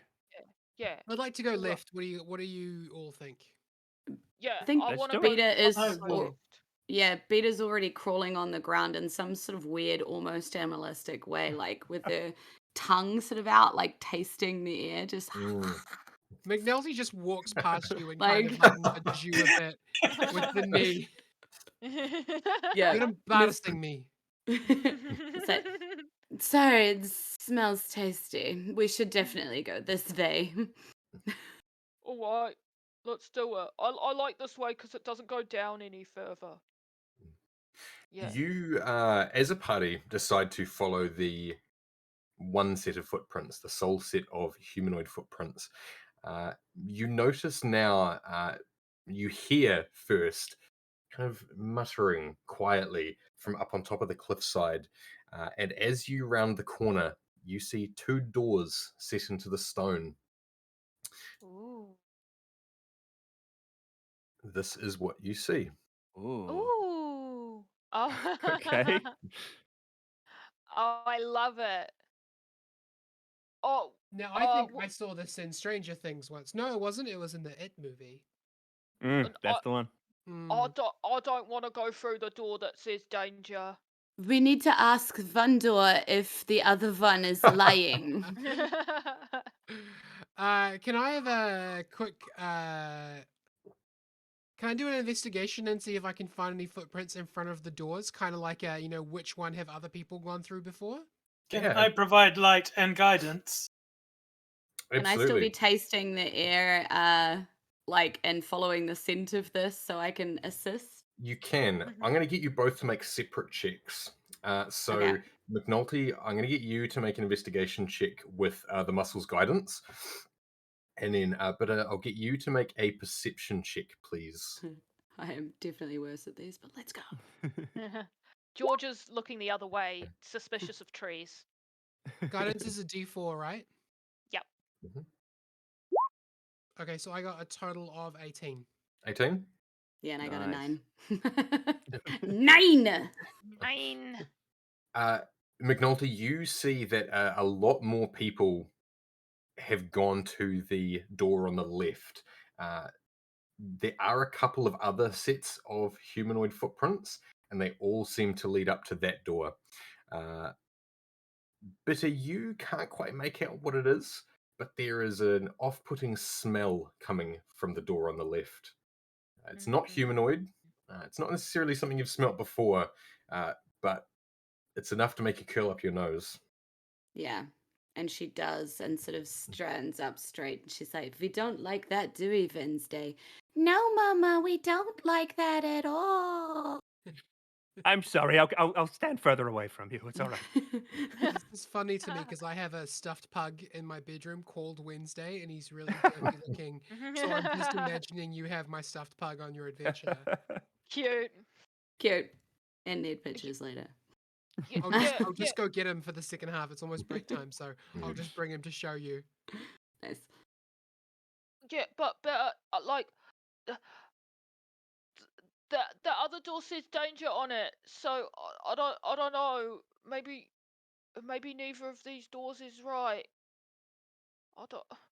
So the Oh. majority of the footprints leading for the left, and the left is also the bad smell, right? Yes. Yeah. Does anyone here? What languages does everyone speak? Common and infernal. Yeah. Common, George, dwarvish, gnomish. George speaks Common and Orcish and I don't know. That's it. Okay. I've got Common, Elvish, Goblin, and Thieves' Cant. Yeah, and add Abyssal and Draconic to that as Abyssal well. Draconic. Yeah.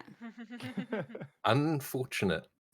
Ooh. You begin hearing as you approach the doors the creatures up on top of the cliff slowly chanting something over and over again.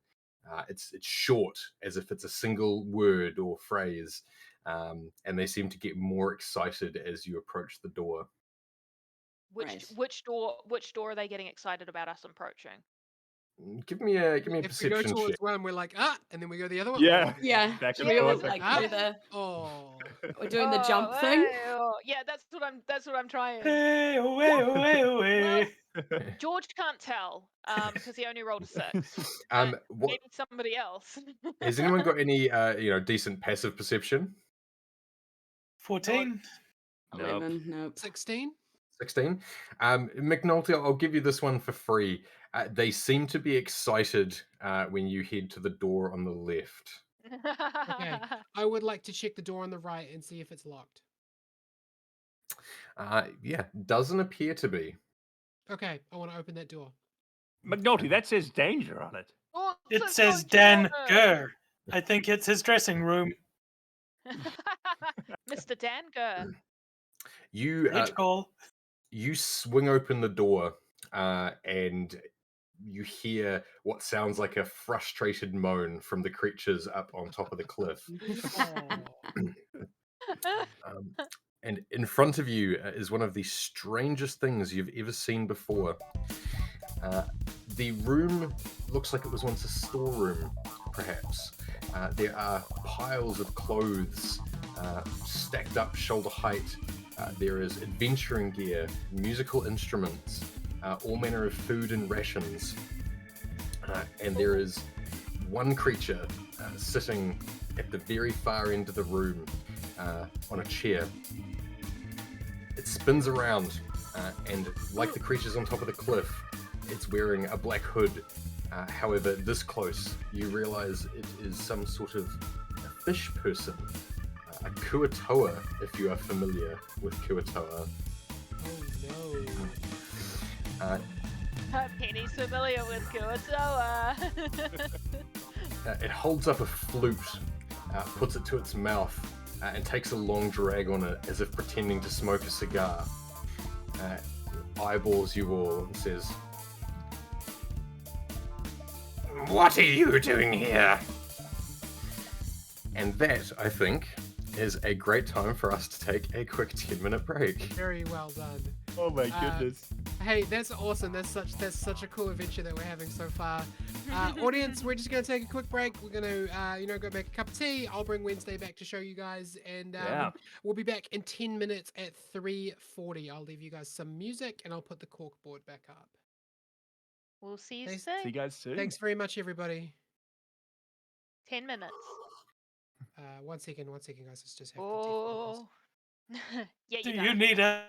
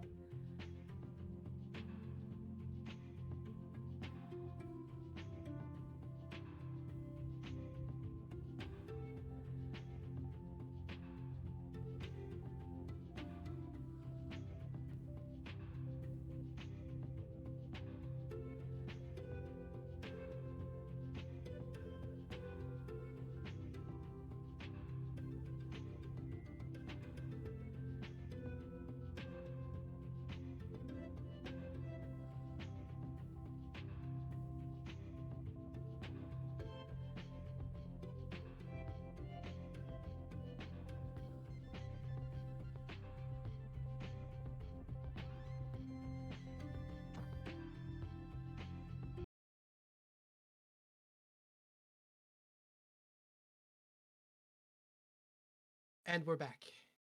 Ah. Go ahead, Jordan. Everyone? Welcome back, everyone. So before our Hello. break, last time, the party walked into the door on the right, the door with the danger signs, the door with the tally marks, much to the disappointment of those watching from above. What they saw was strange. A kuatoa in black robes, pretending to smoke a clarinet, dressed in farmer's clothes and noble boots, sitting on a pile of abandoned clothing, adventure gear, and a velvet chair at the back of this cave. They turn to you all and, in common but poorly, say, "What are you doing here?" We come in peace. Yeah. Did we establish that? Or you'll leave in pieces. And George smiles proudly because he took a long time to think of that joke. Can you roll me Well, an intimidation check, please? Oh, Me? no. Yes. Of course I can.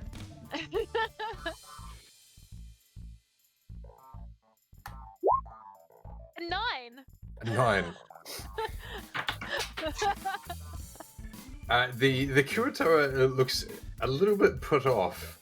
It says, I think you're in the wrong place. Try the other door. Oh, no, I don't think so. Why have you got all this stuff? No reason. We didn't steal it from people. Those shoes don't fit you.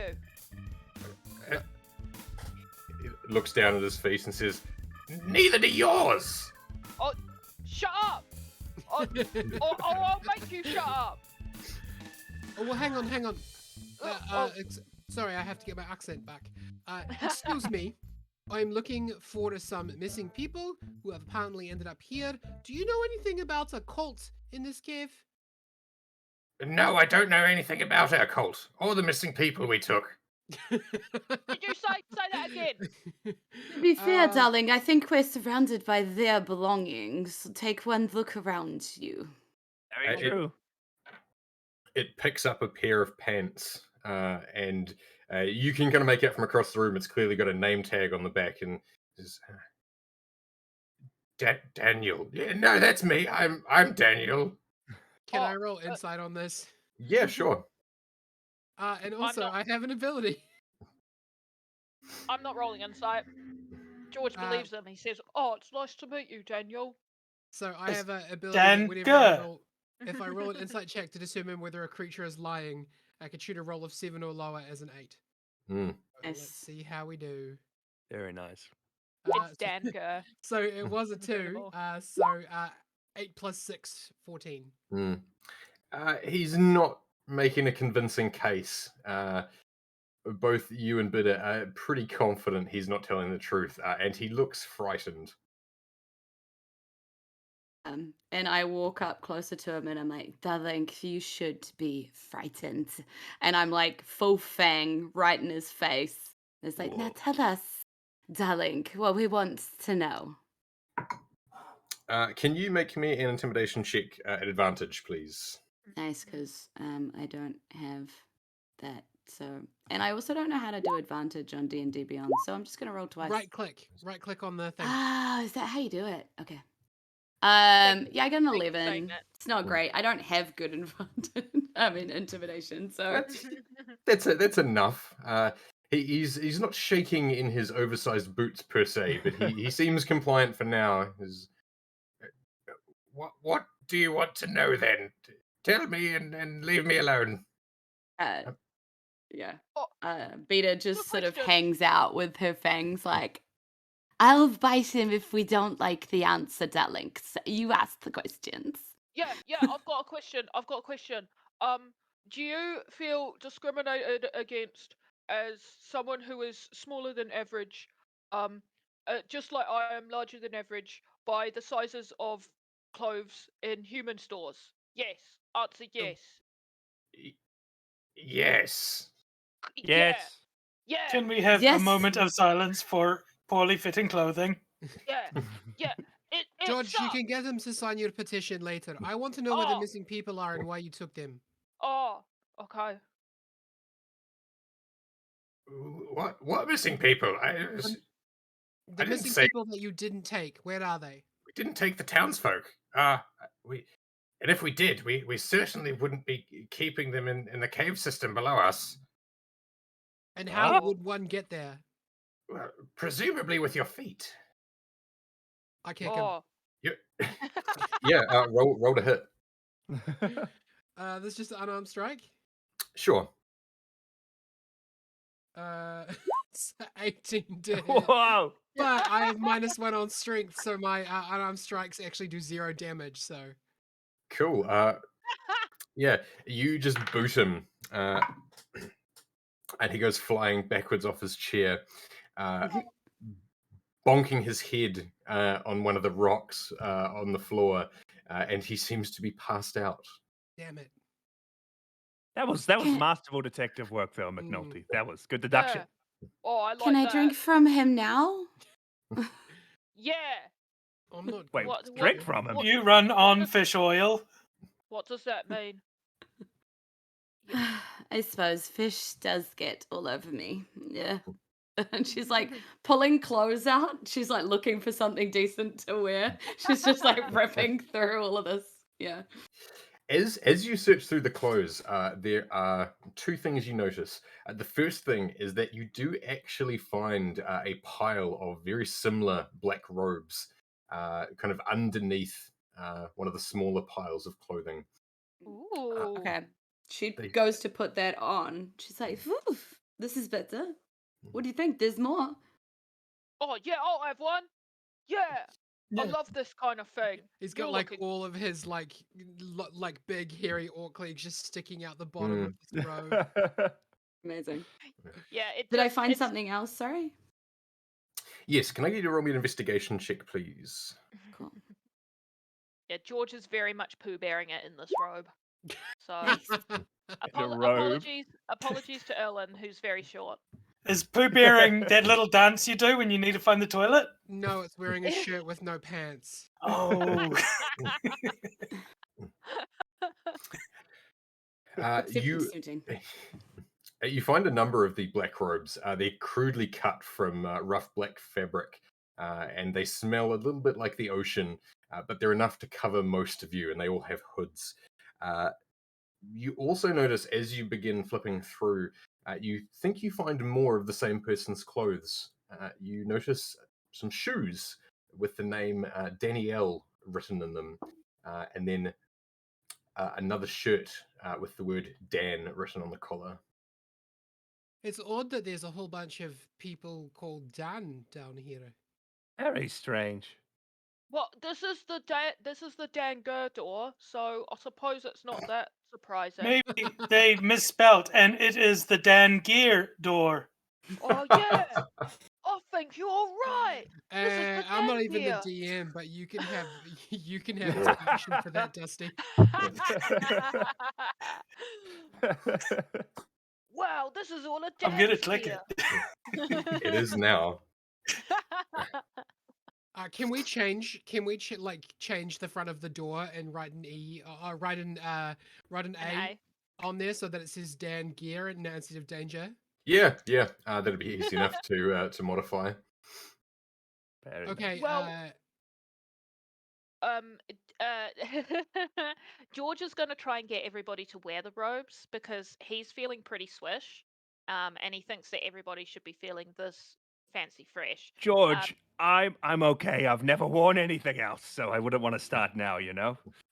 All right, well, I'll carry it for you just in case you change your mind. But it Okay. strikes me that this could actually be quite good cover if we're going to investigate these tunnels, darlings. Yeah, I'll put one on. True. I will also don one. It means I won't shine light out the back of my head. I've got us. All right, I'll get into one as well. Plus, I do love it when we're all looking sinister. Yeah, we're all matching. Yeah. Yeah, black. Black is always a very fashionable color. I know that much. So you're all looking great right now.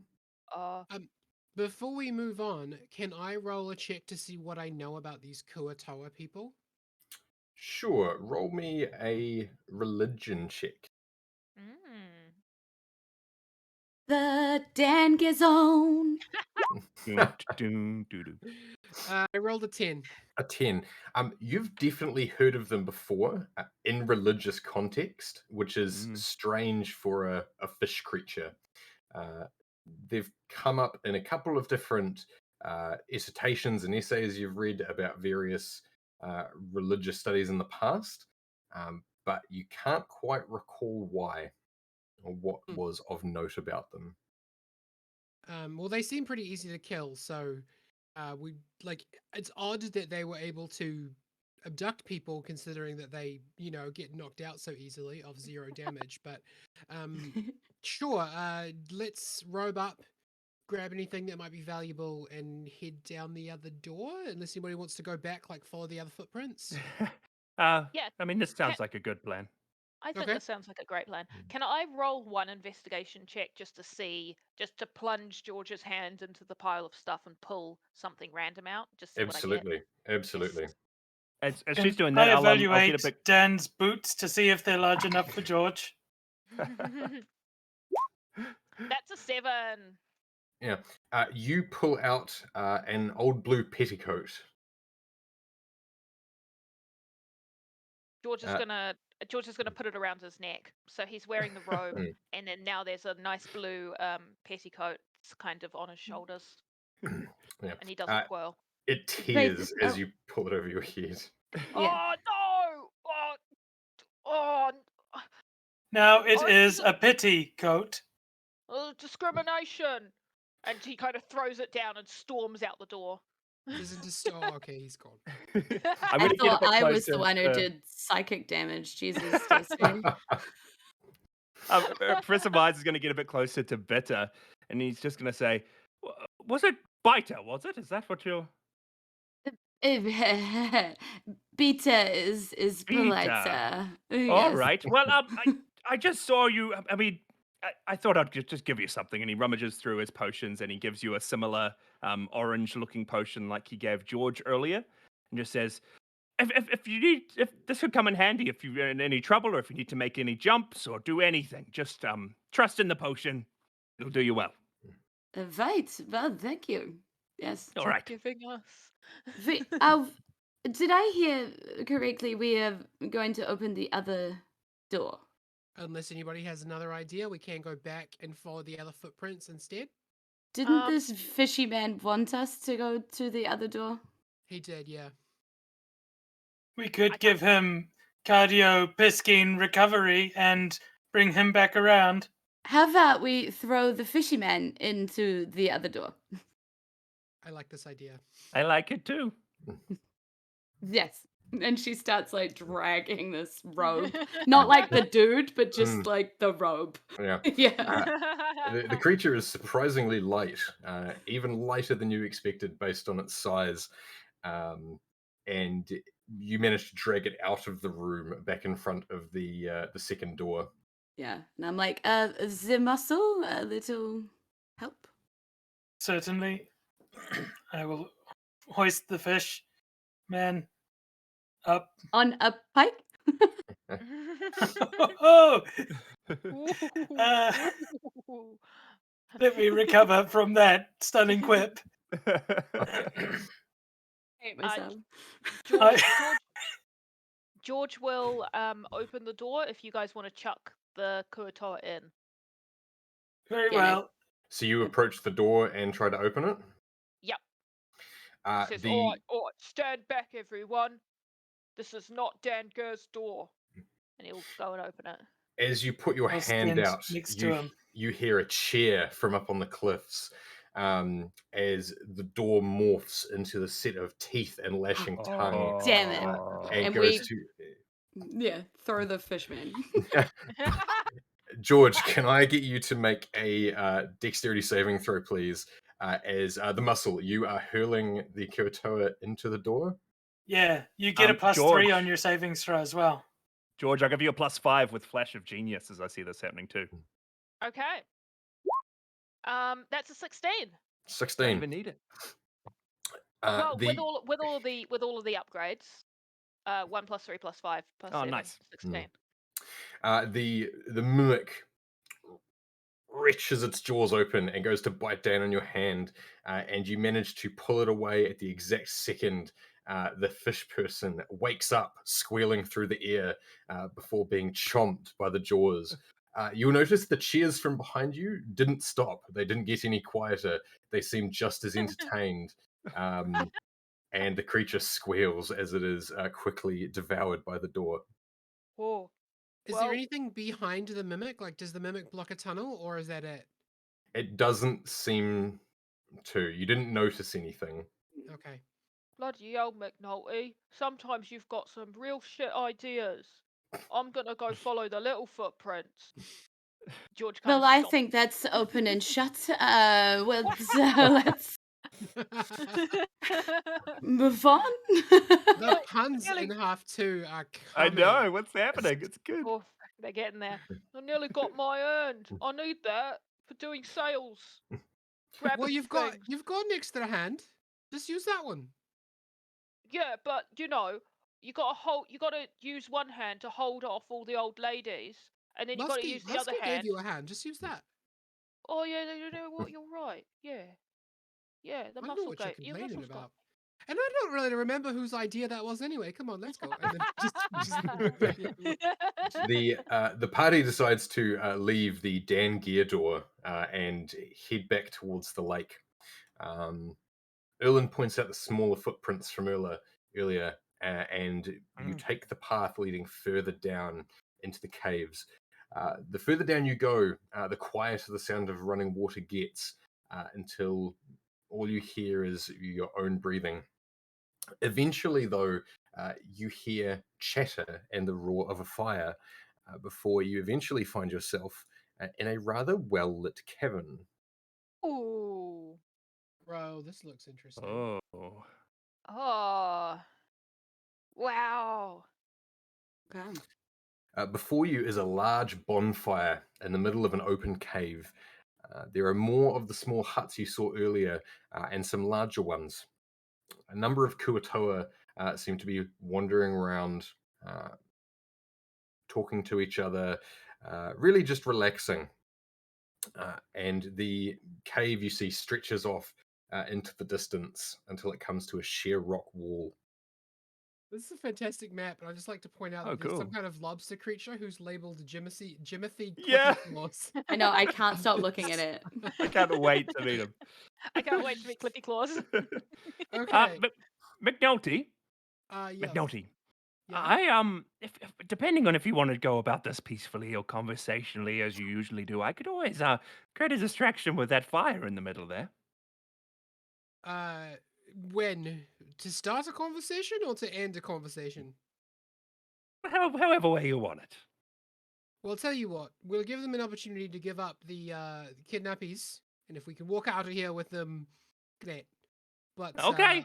I don't think that's going to happen. So please, if you feel that it's necessary, do something with the fire. But if I tell you right now, if you burn my coat, I'm taking your share of the payment. All right. Okay. I got this from a common San Diego fan store, and I'm not going back there. So far away. It's a nice coat, though. It is, really- yes, thank you. Yeah, it's got a really nice color red. It's really pretty. Okay, do we want to just like walk up and approach, or are we sneaking? Or what are Yeah. we doing? I mean, Walking. George is not very good at sneaking, so if you guys want to sneak, I'm happy to make it worse for you. Hey, I'd like to go at the front and announce us as we walk up towards the fire. Is that okay, Jordan? You can do whatever you like. I Don't will get follow too just close to the behind. fire, though, McNulty. Just stay a bit back. How close is too close? Because I've worked with you before. Like 10 feet away. Okay, I warn you. Not too. Trust me. Okay, I'd like to approach the fire, just Mhm. openly, not sneaking. Stop about 15 feet away from the fire and say, I am a cave inspector and a detective, and I'm both looking to inspect this cave and recover the disappeared Dans that you seem to have taken. So, who's in charge here? Now, do you have your hood up or down? Oh, damn, that's right. We came in a disguise, didn't we? Yep. I guess down. George's is up. The rest of the Kuatoa kind of turn their heads quickly. Most of you stand a good 3 to 4 foot taller than them. However, you only get sparing glances. Mcnulty, they all seem to be focused on you, and while they haven't immediately responded, they seem to be suspicious, and a few of them are whispering to themselves. It's at this point where most of you would notice the strange lobster-like creature locked in a cage. It is going berserk. You could already hear it when you approach the camp. However, the arrival of you and the whispering, it has just gone into a rage and is trying to snap through the cage doors at anything it can get close to. And Bita leans over and goes, "Look, if Assassin's Creed has taught me anything, we need to let the animals in the cage go first." I don't know about that one though. It's really, really big. It's even bigger than me. Did any of the people that we can see respond in any way when I asked to talk to who was in charge? There's one larger Kuatoa standing about a half foot taller than the rest, still barely coming up to your waist on most of you, and it is walking towards you slowly. It hasn't attacked. It's just posturing a little bit, and it makes comments to the others as it walks by. Can I hear what those comments are? You can make out the words, and they sound like some form of broken common. They don't quite make sense. It's all gibberish. Okay. And he's approaching me? He's approaching the bonfire. Oh, you're Yes. approaching me? Yes. Oh, you're walking right towards us? Okay. And hasn't responded at all? No, not at this point. I'll ask again. This is your chance to release your kidnapped people from the village, and if you do so, there will be no further violence. The creature looks at you and then points directly at the muscle.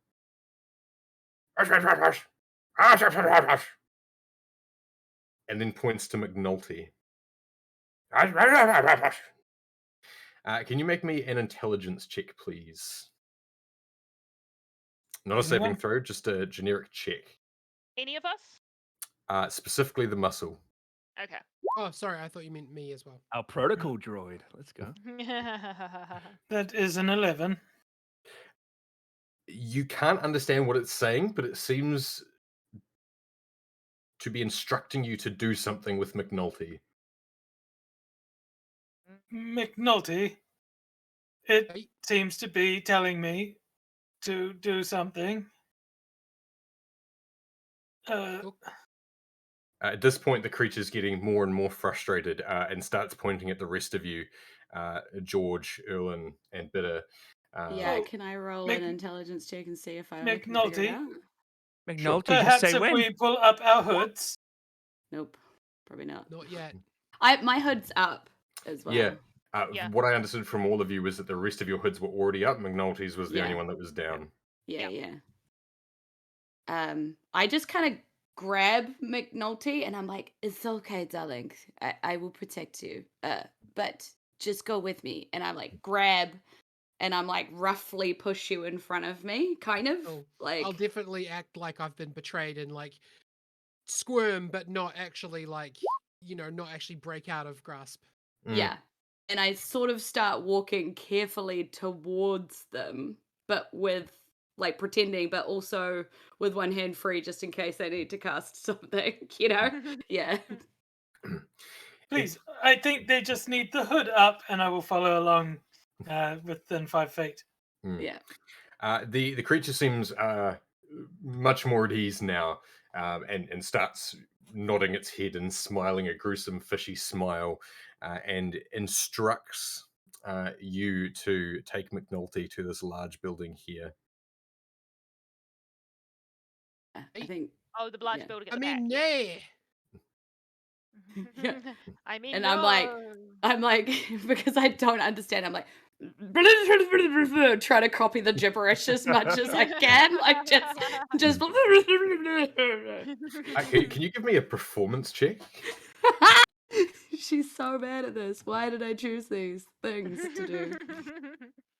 Because D&D. Seven. Yeah, sorry. The Kuatoa in charge kind of looks at you and smiles a big smile, and then turns to one of the others and goes, Yeah. Taller they are, the crazier they are. Yeah.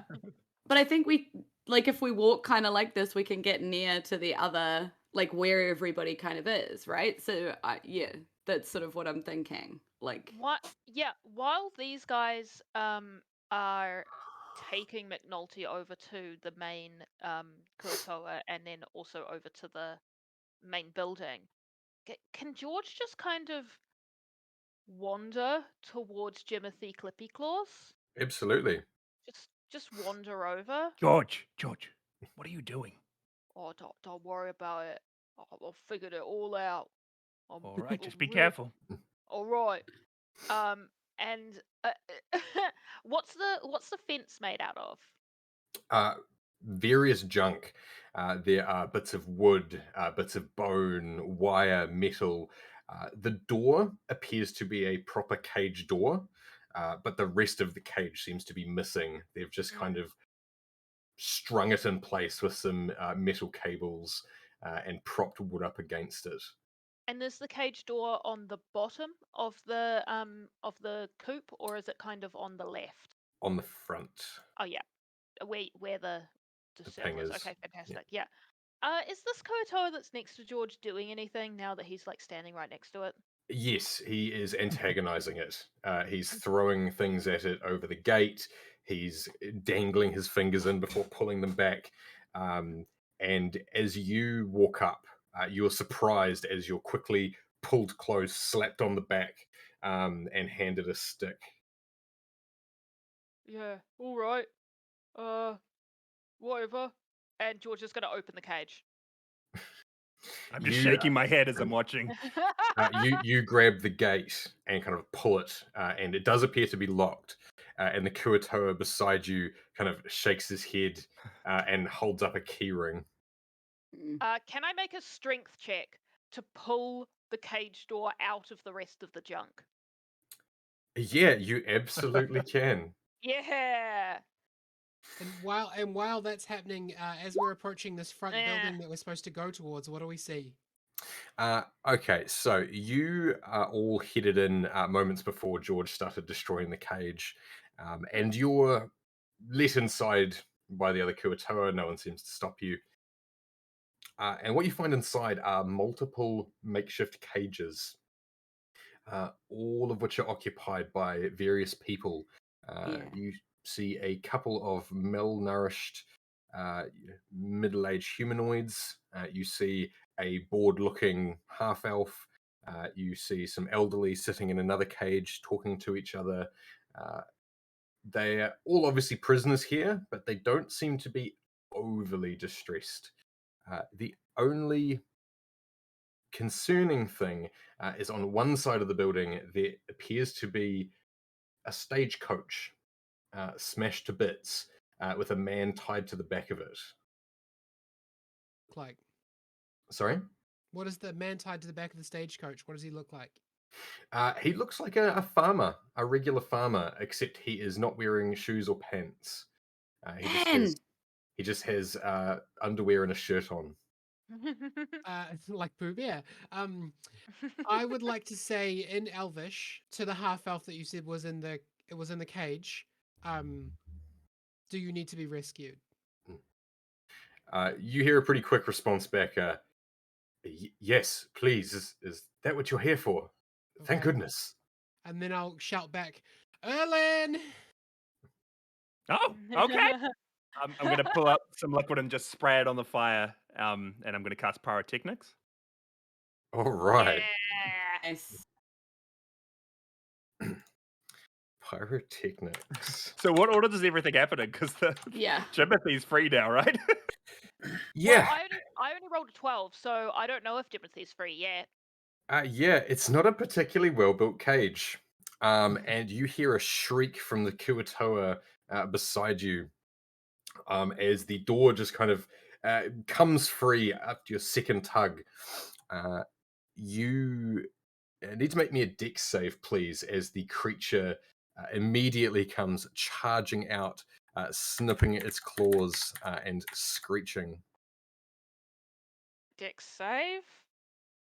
Yep, that's a +1. That's a 10. Yeah, you are knocked to the ground. It kind of barges into you, clipping you with its clippy clop claws. Oh. You only take 4 slashing damage, as it seems more interested with the actual Kuatoa. Nice. Erlen, you shoot your Yeah. flammable liquid into the bonfire, which roars up with intensity, getting a startled shriek from all the Kuatoa around. The larger, more muscular Kuatoa starts barking orders, but looks equally confused. So that will also blind each creature within 20 feet of the target. Oh, if they do a Constitution saving throw. Hey, On well, 16. I thought you said 10 feet. Yeah, I did, but it's 20. Shield your eyes. You get a Amazing. +3. Unpredictable, you know? Yeah. Yeah, well, the muscle's definitely in that range. Mm. So, the muscle, if I can get you to make a saving throw, please. 15. 15. And what's the DC for you? 16. 16. Your eye circuits are immediately overloaded with the blinding light from the bonfire, as are the eyes of every Kuatoa. Yes. The only person who passed the save is Jimothy, Oh, no. who begins tearing through the camp, plucking up Kuatoa and tossing them into the air, snipping at them. Could I Now- briefly activate my small wipers and try and fix that with my inspiration? Oh, I gave you inspiration. I'm not allowed to do that. That was a joke. Is I'm not anyone the going to DM, argue I with can't you, though? award you inspiration. You begin trying to activate the window wiper circuits and realize that Erlen has replaced them with some other hardware. Why I'm sorry, is it Muscle. shooting sriracha sauce in my eyes? This is making it worse. Erlen. As soon as the explosion goes off, I want to run in and start unlocking cages. Absolutely. My thieves' tools. Yeah. So you've got thieves' tools and you're proficient. Yeah, I am a rogue, and also I'm pretty sure I gave myself. I think I have double proficiency. Yeah, I've got expertise in thieves' tools, so I've got double Nice. proficiency. Excellent. I'm gonna need a sleight of hand check to start with. Cool. And does this count as double proficiency or no? Double proficiency.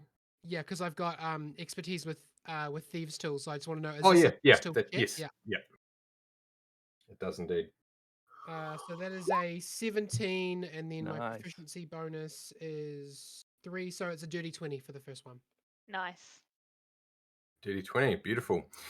You start unlocking the cages. They're very similar to the one that Jimothy was kept in.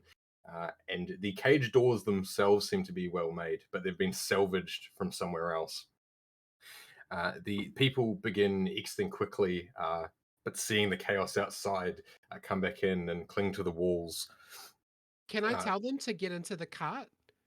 As like you see, there's a stagecoach outside, right? There is Smashed one. the back half of the Ah. stagecoach inside the room. Oh, I see. Sorry, Uh, I thought I missed that part. Please continue. And it has the man that you have identified as Dan strapped to it. I'll tell one of them to untie that guy.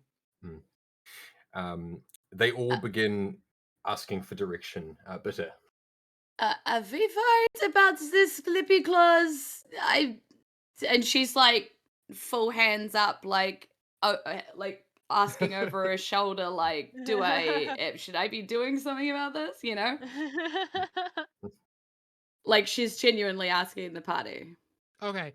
Is the Clippy Claws attacking anyone we care about, or just Kuatoa? At But- this stage, it hasn't gone for anyone other than the Kuatoa. Then no. Okay. Yeah, George is going to start wandering over to the big tent, kind of avoiding Jimothy Clippy Claws, just walking around the edge. He's got And a we're- big grin on his face. He's having a great time. And Yeah. he kind of pops his head through the door and he says, "Oh, hello everyone. Some of you are missing pants. What's going on there? The Dan gear room. Help me get these people out of here. Oh, all right. Yeah. And what does kind of the structure of the tent look like? Does it look like I can maybe rip a hole in the back so they can sneak out the back and go round the long way? You could easily tear open the sides. Most of it is just simple canvas, and not all of it is even attached. Yeah. A lot of it's hanging there loosely. Yeah, I'll do that then. I'll just like rip pieces apart Mhm. so they can kind of get out the side. Yep. And in the meantime, Beta's like, if we're not worried about Jimmy Clippy Claws, then you get a chill touch, you get a chill touch, you get a chill touch. She's just like throwing them out at the Kuatoa, like. I will be repairing my eye circuits and providing defense. I'm just laughing maniacally, watching all the chaos ensue.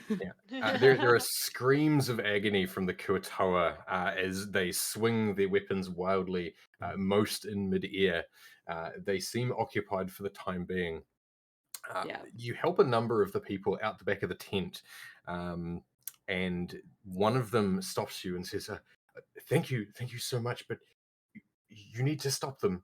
You need to stop what they're doing. They're experiments. They won't stop. They'll kidnap again. What are Oh, doing? Sorry, you cut out for 2 seconds. What was that? Me? Yes. What is it that they're doing? It's horrible. My poor Samuel, they've been experimenting on him, experimenting on all of us. Where? Here, there, everywhere. This tent, that tent over there. They'll burn one of us in the fire and then see if the others feel it. Prod us with tridents. Started tying us together. Oh, it's weird. Strange. They What's tied your my. name? My name's Charlotte. Oh, it's nice to meet you, Charlotte. Yes, Name's but Charlotte. it's Yeah. nice to meet you. Most Yeah. people call me Charlie. Okay, yeah, it's nice to meet you, Charlie. Sorry, what was strange? Oh, I just remembered that sometimes it's nice to be polite. One of the little boys pipes up and goes, "My name's Charlie too." Oh, that's cool. His name's Hello, Charlie, Charlie too. too. Did you know that? Did you know that, Charlie? That this guy's also called Charlie? Is anybody here named Dan, Charlie, or Sam? One of them pipes up, the elf, and says, "My name's Max." Oh, is there anybody else here called Max? There was a lady called Maxine, I believe, and some posh noble called Maximilian, but they were Oh, taken further back in the cave. God knows Oh. what happened to them. all right. By this point, am I finished unlocking everybody? Yes, you've successfully opened all the cage doors, and with George's help, have ushered them out to the back of the cave to sneak off around the sides. Okay. I would like to give them like, who looks like the most capable person here? Like, who's the oldest, most responsible looking adult out of this group? It doesn't look the oldest, but Max, the Okay. half elf, certainly seems to be the most together of the lot. Cool. I'd like to give them instructions to go around the Kuatoa and head up towards the Dan gear room to get their stuff and wait for us there. And don't touch the other door. So, yes, certainly, I will protect them. Please be careful, be safe. All right. The others were taken there. And he points towards the back of the cave. George, you might have seen this before, but as you venture out, you notice that the cave initially looked like it ended at a sheer wall, but as you get closer, there is a portcullis and some strange things on the ground. Jeez. Oh, here we go. Here we go. Oh, Oh. If I can go Other closer. things, it's an arrow. okay. Oh, those aren't trees at all. Weird. And how big are these compared to us? They are slightly smaller. Erlen, you fit on one pretty much perfectly. The Okay. rest of you can quite comfortably, you could stand on them, but they are marginally smaller than you. Mm. George stands on one.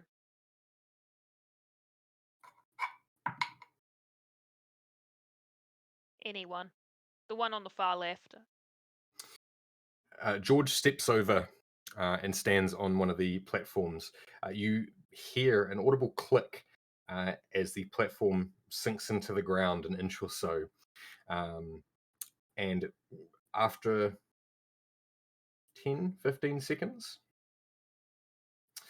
everyone else stands and watches as you hear a second click. The platform raises back up, and I need you to make me a dexterity saving throw, please. Oh. I'll help you out and give you a +5 when I see this And happen. if too. I'm within 10, another +3.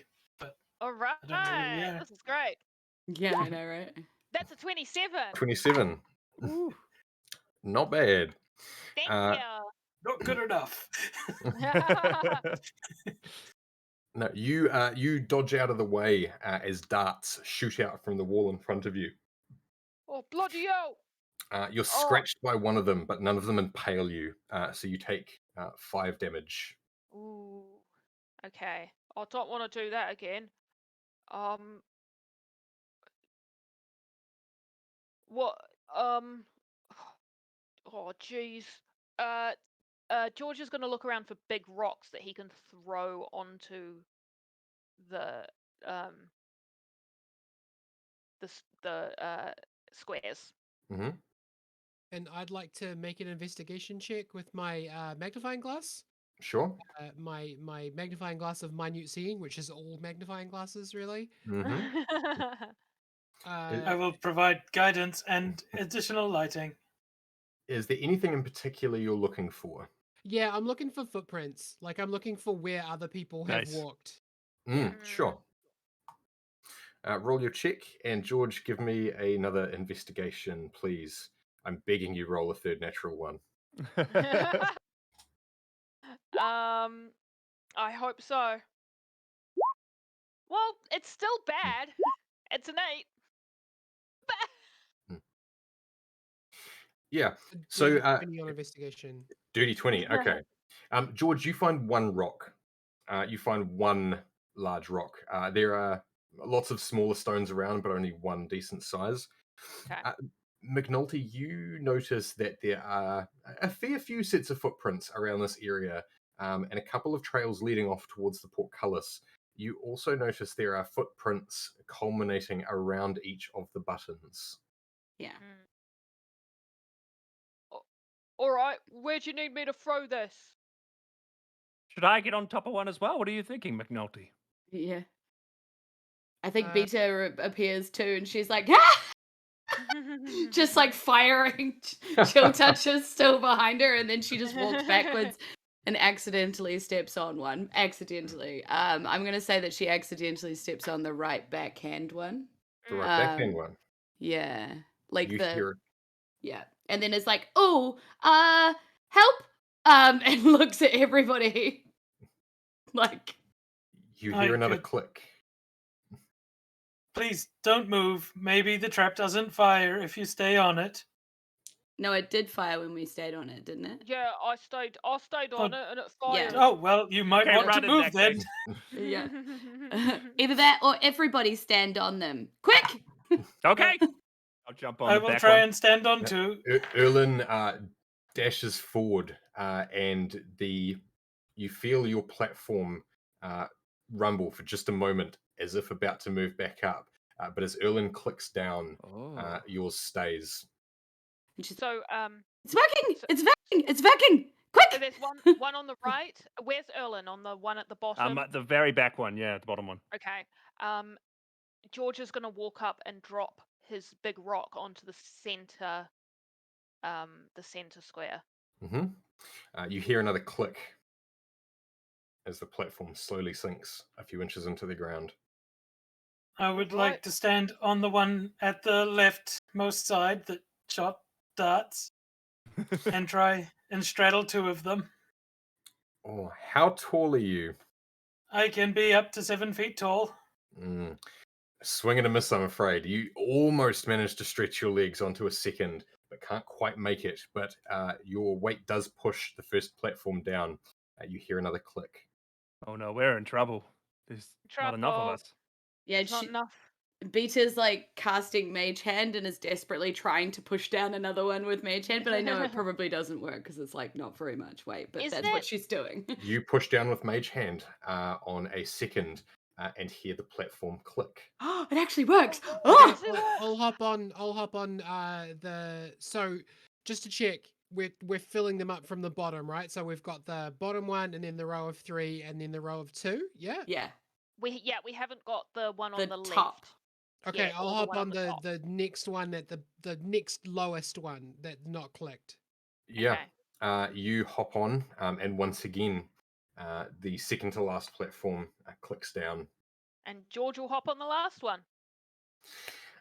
As you hop onto the final platform, you hear a click before all of them rise back up, and you hear a grinding as the portcullis slowly raises.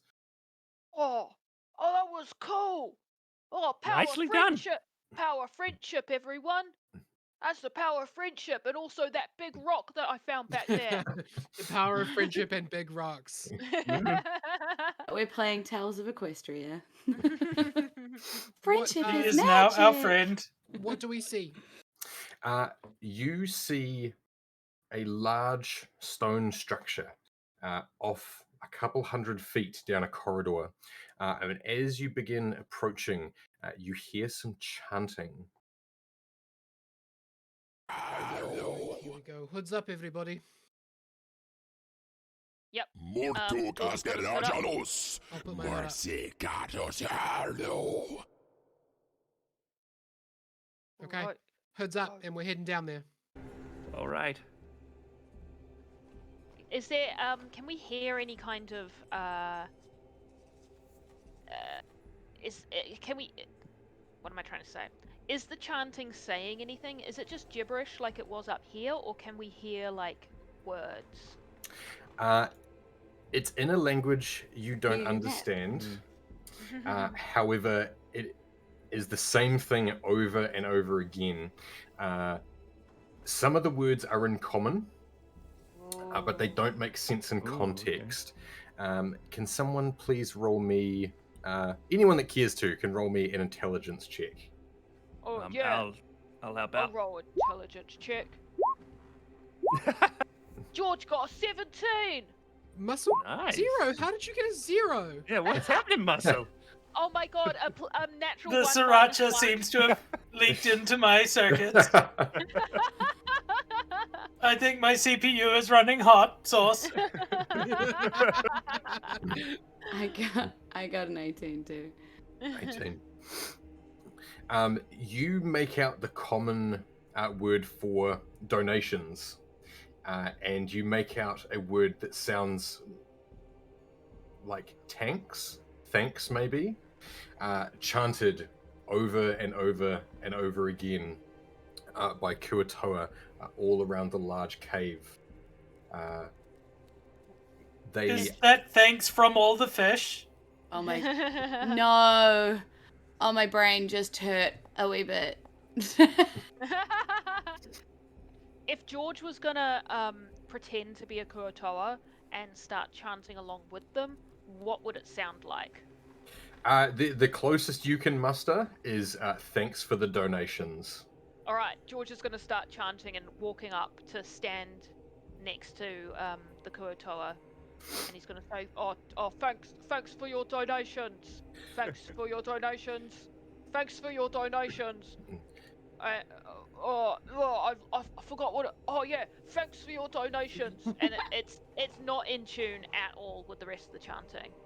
The other Kuatoa don't seem to mind that much. However, there's one older Kuatoa holding a gnarled wooden staff who eyes you as you approach. The others all continue chanting, and George, you quite happily sidle up behind one of them. Yes, he's right behind this one, actually. Before you stands a large stone ziggurat, covered in what looks like blood, perhaps, and the bodies of multiple people stashed on various stairwells and platforms, as if they were part of some ritual once and past their usefulness. Looking around, you're startled by the large dragon skeleton you notice to the side. You also see a number of other half creatures dumped around the room. And in front of you, on a makeshift table, is an old book, tattered and torn, and open. Cool. I want to sidle a bit closer to the book and just see what it says. I'll join her. Bita wants to look inside her robes and see if she has any Rose's chocolates. For reasons. I know what it is. I know why you're seeing if you have Rose's chocolates. Sneaky. Is this one of those "is there a window" situations? No, it's because there's like that old Rose's chocolate song that was Thank like, you very much for your kind donation. Thank you very much. Thank you very, very, very Roses. much. Don't worry, this isn't a window thing. You can tell the Right. audience what the window thing is if you want to tell them. Yeah. Later. Someone remind me. Okay. The front cover of the book seems to have been ripped off and is lying to the side. And in block letters, written in quill ink, it says "Spellbook, property of Dr. Samuel Strange." Oh no. A few of the pages are scattered around. Bita, Elwyn, you would probably notice a few of them. They're spells, the same kind of spells that you may be familiar with casting. But one page is open, front and center. Seem to be placed ceremoniously in front of the book. This is what you see.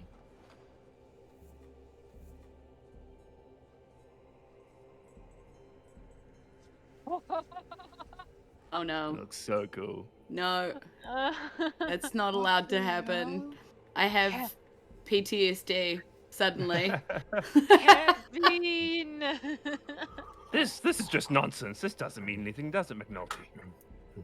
I have absolutely no idea. What the hell?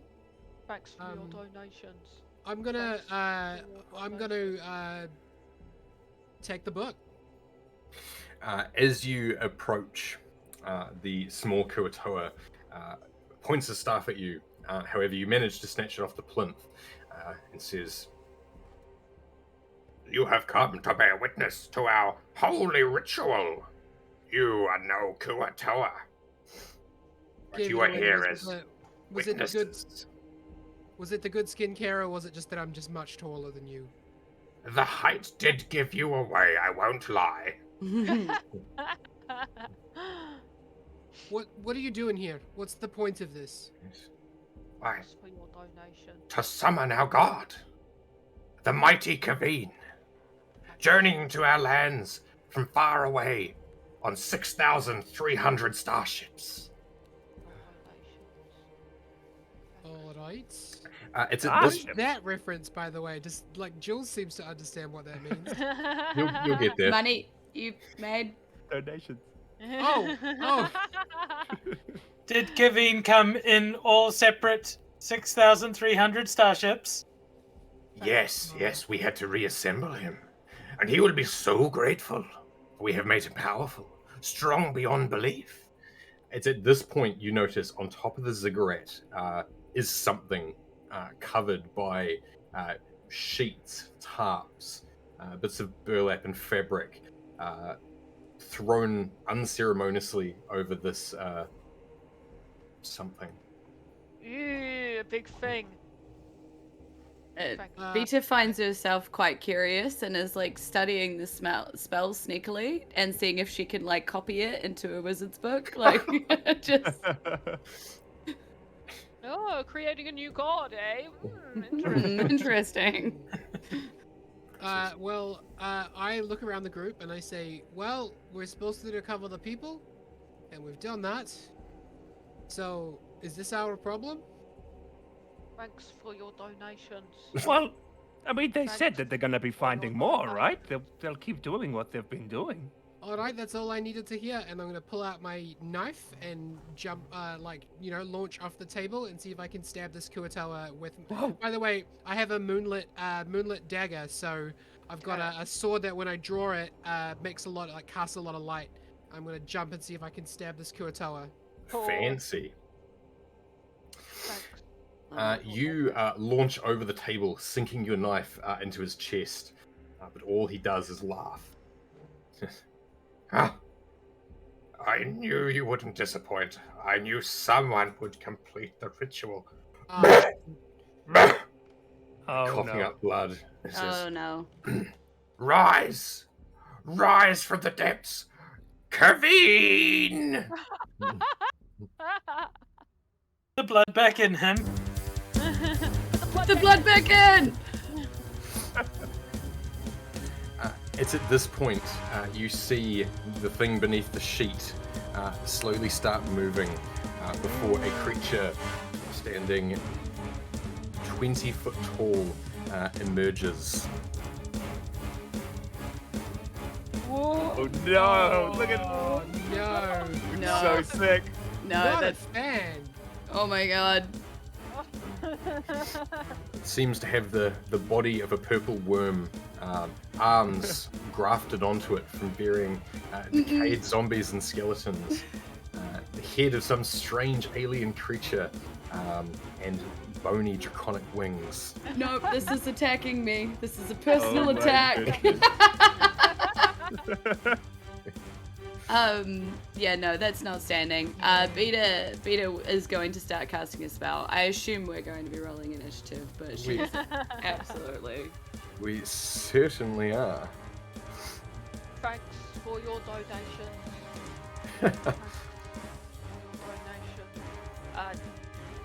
George is in there.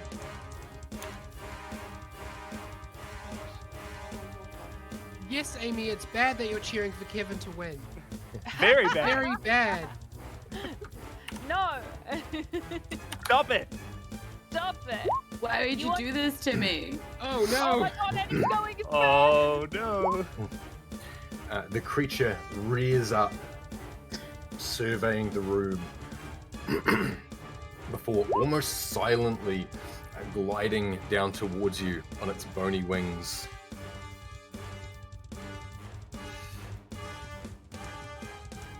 Now, who is closest? I just have to go to the bathroom. I'll be back in 1 second. Kill me if you must. As we you might- wish. We might have to do a little bit of stuff before because I'm not in the turn order. I don't know why. Ah, Sorry. You can just put me in last. George is very distracted by chanting. He kind of got a little bit hypnotized by the chant. So he's just standing off to the side and he's still kind of swaying. the creature looms above you all, and as Mcnulty is directly in its eye line, its strange alien mouth opens wide and spits green venom at, I was about to call it Penny. Does she need to make me a save? Nope. Yes. Right. What did I? Good McNulty, job, you're you're back. I need you to make me a Constitution saving throw, please. I'd love to make a Constitution save. Perfect thing to come back to. 7. 7. That, I'm afraid, is not going to cut it. You get a +3, so it's 10, because I'm near you. Unfortunately, still not going to cut it. Oh my god! Your skin burns as the green liquid pours over your face and shoulder, singeing your I skin wish to and use trench my coat. reduce the damage a little bit by batting some of the acid away. Do you have a reaction where you can do that? Yes, Like- I have a interception fighting style. Wow. Cool. And so I will reduce the damage by 5 total. 5. Okay, you take 20 acid damage, Mcnulty. Oh. Oof. Curse That'll these do it. non-webbed fingers! Finally. The creature looks at you all, still silent. Erlen, it is your turn. Okay, everyone, remember your potions I gave you. It's imperative. Remember them. Use them at the right moment. I'm just going to run up, jump onto the table, and I'm going to pull another vial from my satchel and cast Mouth's Acid Arrow. Mm-hmm. 90 feet away. I need to make a ranged spell attack. Let's give that a go. 21. 21. That, my friend, is a hit. Awesome. So this is acid damage, which I don't know if it's going to do much to this thing. But it takes only 9 damage. 9 damage. And it takes another 2d4 at the end of its next turn. Okay. You may need to remind me of that, but that is Yeah. fine. Wonderful. Right, Mcnulty, you're up. I'd like to use my Eye for Detail ability. The other thing that it can do is I can use my bonus action to make an investigation check to uncover or decipher clues. So I want to use that to look at the book behind me and see if I can figure out if this thing has a weakness or like an off Nice. Mm. An off button. button. Or off button. Like, you know, a way to unsummon it. Yeah. Sure. So that is an investigation check. So I can make that. Yes, you can. I'll give you a +5 of my reaction as well. McNulty, that's my last one. Oh, I got a net 20. Net Hey. 20. Perfect. Well I got played. So I got 28 plus 5, 33 on that. Oh. The creature is fearsome and not like anything you've seen before. You look for obvious weak spots. Does it lack scales in the belly? Are its eyes unprotected? And you don't see any immediately. However, as you go to turn away, you realize that the various pieces of it, while magically animated, seem to have only been sewn on. Mm, All right. okay. Go for the joints, I guess. And I'm going to, I guess, use my action to... I don't see any reason why I have advantage fighting this thing, so... I'm going to jump back over the table to give myself some cover. Mm-hmm. And I'm going to shoot an arrow from my short bow at it. Okay.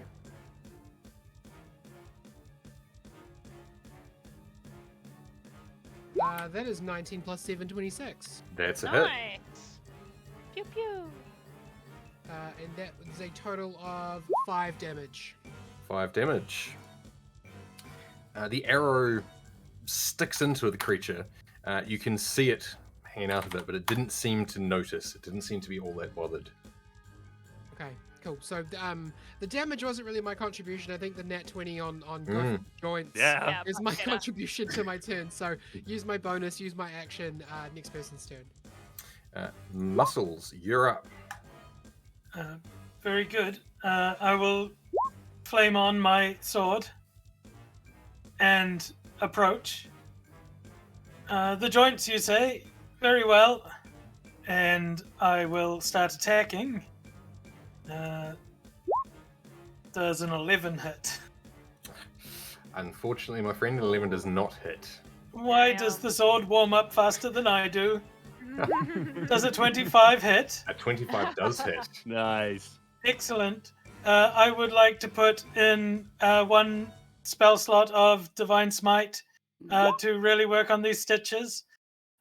So that is 7 plus Flame plus Smite. Oh, that's terrible. Ish. Math. 15. 22 points of assorted flavors of damage. Assorted damage. I like it.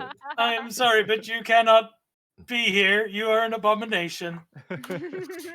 As you bring your sword down, the fire burns through the stitching on one of its zombified arms, dropping to the floor as for the first time you hear this guttural snarl come out of its mouth. All right. Anything else you would like to do on your turn? Free action, pray for survival. Your prayer is declined. Oh, Bita, you're up. Yeah, Bita stands up on this like weird spellbook altar thing and is just like, "No, darling, I'm the only monster in this world," and just like casts like this massive wave of necromantic magic outwards from her. He has to roll a con save, DC 16. Ooh, that is a pass, well and truly, I'm afraid. That's okay. It's half as much on a success, so we'll still Nice. do that. So 20. 20. I love Blight. It's such a good spell. Yeah, I'm kind of hoping it's not an undead or a construct, kind of. Why does it True. say 40 in roll 20? Oh, Oh, right, because you had that to was- half it. Yeah, yeah. Had Yeah. to half it. Wait, so does that mean that you roll? Why is it green? Did you roll max damage or something?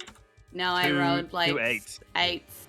Oh, It is technically both an undead and a construct. Oh, yeah, okay. Well, worth checking. Because it wouldn't do anything. Yeah, Blight Oh. doesn't do anything if Oh it's. no. Yeah. Yep. Ah. Well, Well, No, you've because learned- that gives me a bunch of information because You've learned half of my snitching. stuff doesn't do stuff to that. So, yeah. Should have tried the potion. Cool. so on that note, 4 points of my damage was radiant, just in case. Good to know. Good to know. Yes, you discern pretty quickly that in some twisted way it is a similar creature to you, both creatures of the undead variety. George, it is your turn. oh, thank you for your donut. Oh no! Oh no! And hearing Erlen scolding Bita, saying, "Oh, you should have tried that potion," and seeing this, is it a huge monster? Yes. This huge, terrifying monster in front of him. He fumbles for his potion because Erlen said, "Drink it whenever you're feeling scared," and George is feeling scared. So I would like to use my Okay. action to drink this potion. Quick drink, bonus action. Bonus action to drink this potion. Perfect. It is an experimental elixir, so I'll get you to roll a Ooh. d6. Okay. See what it says. That's a 6. 6. Transformation. The drinker's body is transformed as if by the alter self spell. The drinker determines the transformation caused by the spell, and it lasts for 10 minutes. Oh. Maximum hero. This is pretty much alter self, so I guess something that you're thinking of or that you have on your mind, you just alter yourself into that. Okay, I need to look up the alter self spell. You change your appearance, you decide what you look like, including your height, weight, facial features, sound of your voice, hair. George looks exactly the same because he's very happy with himself as a person. Yes. But he shrinks, and now he is only 6 foot tall and not 8 foot tall. Oh, And he's he fitting his fits- clothes? Fits into his clothes. perfectly. And all of a sudden, instead of looking like, he's got his belly hanging out, he's got his ass crack hanging out, he's got, everything is kind of bulging out. Now he looks really good. Character looks- arc complete. He looks really good Yes. in these clothes. Yeah, but unfortunately, character arc complete in the middle of a fight means now you're gonna die. Yeah. Now you can rest in peace. But you know what? Because that was only a bonus action. That's right. Hey, and I have two attacks, even if I'm not raging, which I won't be because that was a bonus action. I would like to run. So Mhm. it's kind of up, isn't it? It's kind of up from me? It's still on the stairs. It's Okay. been floating down on its wings, but it hasn't shot into the air yet. Okay. Because it's less than 40 feet away from me, I can get up to it. So I'm just going to do that. Sure. Right up next to the muscle, and I am going to hit it with my flail. Now, I don't get the +2 because I'm not raging, but I do get the +7 because why not? That's a 25 to hit. That Nice. hits. Nice. Bonk. And that is a 1d6 +4. An 8. An 8. An 8, and that's slashing. No, that's bludgeoning damage if that helps. Mm-hmm. And then I'd like to do that again with my Excellent. second attack. Roll That's away. that's a 16 to hit. 16 to hit. That meets it, beats it. Yes. Okay. 1 more d6 +4. 8. Another 8 bludgeoning Another damage. Bonk. And he hasn't heard about the stitches, so he's just bashing it right in the middle. That's fair. You swing your flail, colliding with the chest of this creature, knocking it back for a moment. It snarls, looks down at both George and the muscle, and with the 2 remaining arms stitched on its right-hand side, reaches one down for you both. I need both of you to make me an opposing athletics or acrobatics check. Your choice. All right, Very I'm well. gonna do a athletics. I also choose athletics. I got a natural 20. Nice. George! Woo! What? I have got a 23. 23. Nice. Oh, that's good. But it's not good enough. Oh. George, the arm kind of grabs onto you, and you manage to wrench yourself away from its grapple. However, the muscle, you are toing and froing with this creature, and eventually it manages to wrap its hand around you. Oh. With you in its claws, it starts ascending into the air. Oh 10 my feet, god. 20 feet. Can I get an attack of opportunity because it's going Yes, away from me? Yes, you can. Yes. Okay. I'm just gonna hit it with the flail again. Mhm. 22. That hits. Yeah. Another 8. Another 8. Lucky Solid. number. Lucky number 8. It's holding you in its claws, and it looks down, seeing Erlen sitting in the middle of the table, and hoiks another glob of venom towards you. Oh, What is no. your AC? My AC is 14. 14. Can I get you to make me a Constitution saving throw, please? Yes. Ooh. 20? Ooh. 20. That is a pass, my friend. Yes. That is a Let's pass. go. You're used to like random chemicals being on. Yeah. Mm. Explosions, acid. This is This is is another day. another day in the lab. Yep. It does burn your skin. You take 16 damage, acid Six. damage, if that matters. I think it does for an alchemist. Does it? That would Yeah, be it does. cool. Wow. Do alchemists get half damage to Oh, no, acid? never mind. No, it's damaging me. Oh, okay. Oh dear. Dang. It is now your turn. How do you respond? Before that, it actually takes 2d4 acid damage right back at it. Is that right? Only 2. Just from my Oh, attack yes. last turn. It does, yes. I'm going to look over at Mcnulty and say, Mcnulty, you're a great detective. I think I might as well just go and help out my creation over there. First off, I'm going to cast Healing Word on Mcnulty. So that is 1d4 plus my Nice. 5. So that is 9 damage. 9 damage. 9 healing to you, Mcnulty. Inflict wounds. Yep. Thank you. Thanks, Erlen. And I am going to jump down. I'm going to run up the stairs next to the muscle and be like, let's do this together. And I'm just going to attack this thing with a dagger. I think I'm up in the air. I Yeah. don't know Oh, if you true. can.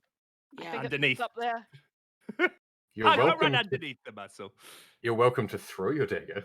Yeah, I'll do that. I'll do that. That is a 19 to hit. 19, that hits. And it's only 4 damage, but I'm helping. Hey, 4 damage is 4 damage. Okay. The little dagger sticks into the underside of its worm tail. Right. Mcnulty, you're up.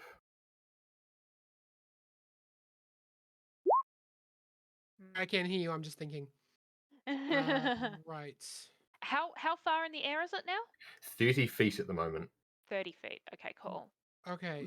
From my point of view, can I see anything in the room that will help me? Like, and I'm looking, for example, are there loose rocks in the air that I could shoot at to try and dislodge above it? It's also made of dragon parts, and there's a dragon nearby. Is that dragon missing those specific parts? Yes, despite how the picture on the map looks, it is missing those specific parts. Okay. I'm going to let you roll a quick perception check. Well, I think I have an ability that lets me do that anyway, just in case you want to, like, some justification. So I can use a bonus action to make a perception check to spot a hidden creature or object. So, maybe the object being like, I'll Yeah. give it to you. Yeah. Okay, cool. Perception. That is only an 11. 11. The fact that you called out specifically what was in the room, you do notice that above the creature, lining most of the ceiling, some hanging rocks, some stalactites. If I shoot the rock and it falls, is it going to land on my friends? That entirely depends on which one you shoot. Okay, I want to shoot an arrow, and I want to shoot it at, like, the edge of a rock, not the middle part of it, but, like, trying to wedge your arrow in to loosen it from the ceiling. Does that make sense? Sure. And that's all I've really got, so I'm going to go for that. Here we go. Roll to Here we hit. go. Roll to hit. 12 plus 7, 19. 19. Your arrow flies true and lands exactly where you expected it to. Roll the damage for me quickly. Max damage, 6 plus 4. Excellent. Nice. Yeah. You shear straight through the stalactite, which drops from the ceiling. And now, which arm is it? It shears straight through the second arm of Keviine, dropping to the ground. Its lone arm now holding the muscle up in the air. Nice. Very good. nice. That is my action. That's my bonus action. I don't have any potions or anything, so no, I'm good. That's me. The muscle, it is your turn. Do you know why they call me the muscle? Yeah, we go. Because you are stuck in my trapezoid. And I would like to grab onto it and try and pull myself close enough to chop off its wings. Or at least chop an arm off or something. Absolutely, yeah. You're still able to attack it while it has you grappled. So you're aiming for the wings. If I can, otherwise the arms. But I want to hold on, if I can, hold on to it. Get him on the ground. Get it on the 15 to hit. ground. Oh, that is one short. Second attack. A 19 to hit. That hits. I will also put Yeah. Divine Smite into this. So let me click all the buttons. And that, and one of those. Oh my god. That is 10 points of slashing, 4 points of fire, and 8 points of radiant. Oof, those were those ones. Those ones are killer. Yeah. The rest of you watch as the muscle shears off one of the back wings of the creature, the stitches once again burning as the flaming sword rips up through it. And both the muscle and the creature come flying down from where it was. Now, you take 6 damage, bludgeoning damage, as you collide into the ground, as does it. Nice. Okay, good.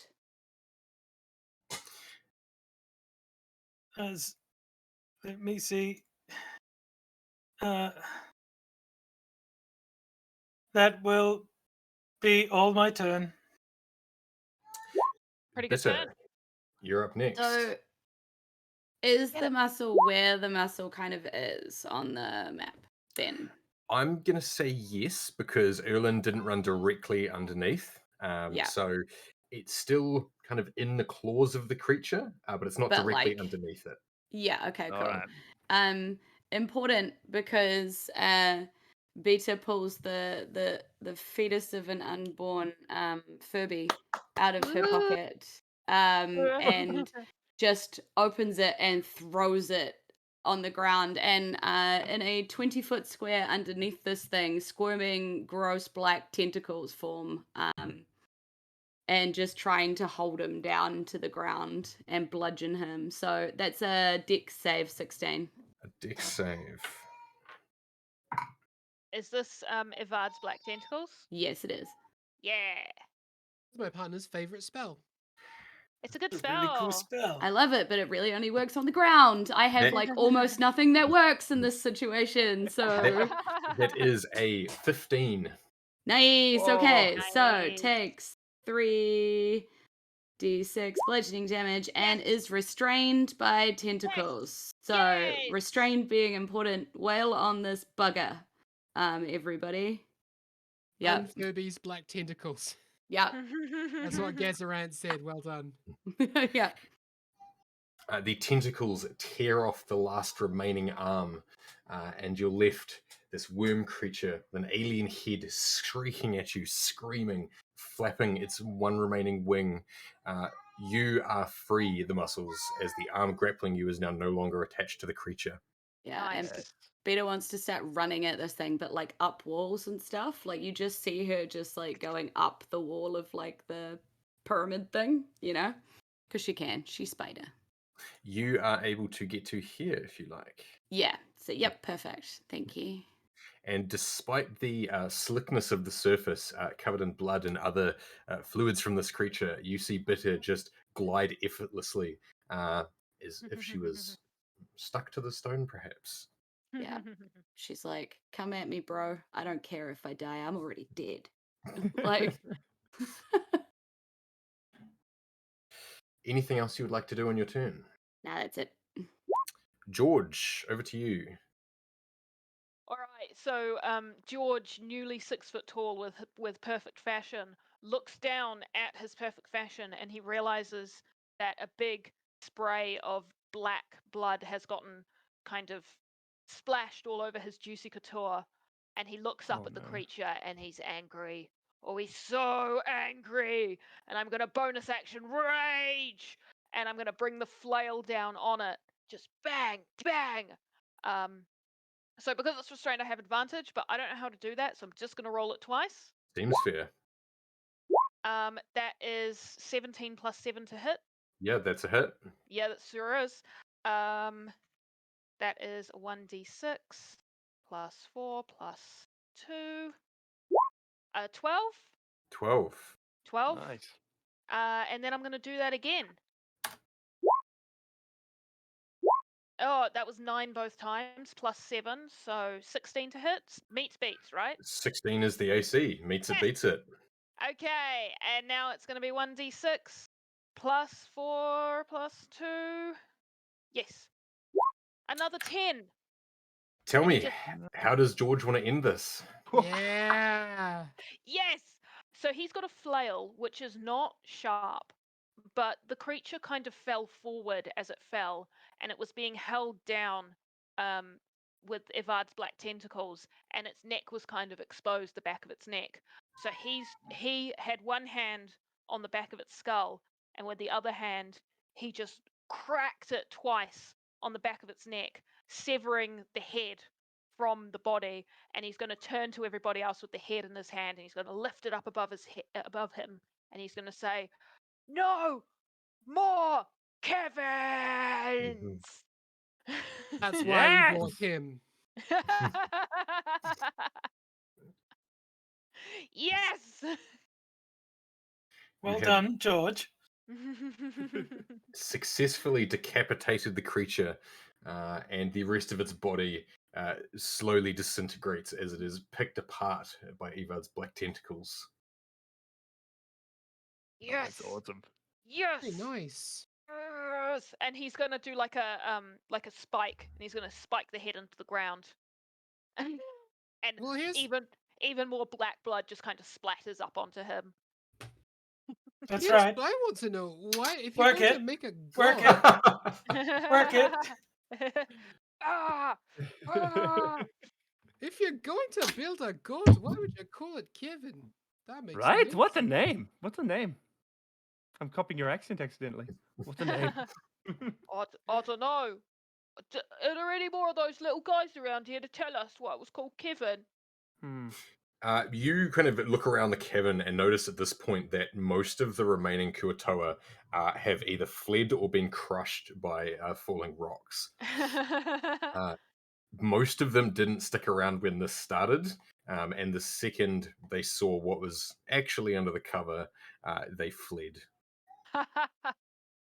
All right then. Well, I suppose we have to go back upstairs and help those poor Dans and Charlies and Maxes and whatnot. That's but I'm weird gonna take too, the this- names. I'm gonna take this book because something about this doesn't make sense. Right. Yeah, sure. Can you read it out to me as we walk back up? Because I'm not. I can read, but I'm not really good at it. Like Bita is like, not a good idea, darling. Magic is cast with your voice. No, there no reading. Oh, but not Charlotte's voice, surely. Don't call me Charlotte. Oh, Not sorry. Mida. Sorry. Not Mcnulty's voice, surely. So we're heading back up out of the cave towards where we sent the prisoners, and I'm reading this book, and we're gonna go help them get out of here. I'll start Absolutely. some repairs on the muscle while I'm walking beside it. Too. refilling his ice sriracha. Yeah, putting some sriracha in there. In case it actually matters and there's still another encounter, I'll use lay on hands. Beta All is of- walking along talking to Wednesday. Didn't we do well, darling? Yes, Mummy, so well. You'll be with me forever. Don't like that thing. I don't like that thing. You all head up to the Dan gear door where you sent the remaining prisoners. And while it's a laborious task getting them all back across the bridge, now broken in both ends with Rashi and Smashy nowhere to be seen, after an hour or two's work, you manage to get them all safely across. Mcnulty and the rest of you investigate the book, and it appears to be what it says on the cover. It's the spell book of a wizard, Dr. Samuel Strange. There are notes in the margins and shorthand stories written about a strange multiversal adventure, meeting different versions of himself. And most of the pages are torn, smudged, ripped, and you notice there is a second set of handwriting. You guess one of the Kuatoas. It takes a while, but eventually, with the hostages rescued, you lead them all back to town and are relieved when you can finally head back and relax in Wendell Figgin's Wig Emporium, showering the stink of the river off you and collecting yourselves. You receive word that your benefactor will be with you shortly, but for now, you are alone in the office. Well, I hope he arrives soon, because I have to go all the way back to the Carmen San Diego store to get myself another one of these red coats, and that's a long way away. It's actually, you could say it looks improved now. That's a nice look. Don't you dare. Still singed on one arm. Got hit by a bunch of acid. It's not good. Beta's George- dress is like ruined. She's like, this was 500 years old. Oh, yeah, time It for an didn't look a upgrade day then, eh? over 100. I wonder how long does Alter Self start? Last for? It's 10 minutes. So Oh, by yeah. now it'll be gone. So George is back. Yeah. yeah, George is looking a little bit upset that he's not fitting perfectly into his Juicy Couture anymore, but he is happily trying on wigs. He's currently got one on that's kind of a Marie Antoinette style, and it's got a stylized ship coming out of it, and also there's a cage in it with a fake bird, and he's put it on, and he's like, yeah, Yeah, I think I could really get into wigs because my head's about the same size. So I could put this on and it fits me. I think this is really cool. Ah, what's that? A sudden knock on the door startles George. Don't invite them in. That's how they get in. Oh, hello, come in. Oh, sorry, Bita. Ugh. Yes, it's just me back again. Saw you return yesterday. Can I come in, please? Hey, come Yeah. on. Yeah, come in. Uh, George has still got the wig on. He's holding it on. The strange hermit wizard wanders into your office once again, Mcnulty. The same as before. No shoes. Looks relatively unclean. Strange that someone like him would have the kind of coin he paid you for this job. He says, He's your name, Mr. D, right? yes, well, technically sure Mr. M. D Are you is my sure first name. Are you sure it's not Samuel Strange? No, I've never heard that name before. Interesting. DM. Where have I heard those initials before? What See, D significance do they have? D stands for don't worry about it, and M stands for mind your own business. Well, that's Oh, rude. Makes sense. I suppose Sorry, that makes yes, sense, it's yeah. been a bit of a week. I apologize. We killed your. I Yeah. We killed the wonderful people. Killed your, Keviine, thing. Big monster. Yeah. Yeah. The You're dragon, welcome. the legs. I just did some tentacles because my spells sucked. But they did a wonderful job. give him a little handwritten dossier that Mcnulty always writes at the end of every case with hand-drawn images, and like it's nice. It's the reason I can't afford a regular office is because I spend too much money on dossiers. He seems genuinely grateful, and takes the time to go around and shake each of your hands individually. Yo, He's a little bit unclean, but compared to the Kuatoa and their cave of filth, it's not that bad in perspective. Yeah, that's a reminder. Actually, she's definitely removed the robe. It's gross. He says, "Did you discover anything? Look, there's a bonus in it for you if you found anything. If you found what caused all this Yeah, it was some Yeah. book, wasn't it? book." Yeah, I show him the book. He kind of looks it over and They were using this, so this is a wizard's book, and the Kuatoa were using it to stitch together a god. It made no sense to me. how peculiar! A book? How strange! Well, I should very much like to investigate this and do my own research. Would you mind terribly? Yeah, sure. I hand it over to him. He's paying me. Like I've got no personal attachment to it. It's just a case for me. So yeah, there's no reason I can't give him the book. Yeah. Insight check. Roll Beta's, away. Beta's already copied a bunch of it. Like, Well. Yeah. Nice. For reference, if you do use Beta again, I will send you the list of spells within there.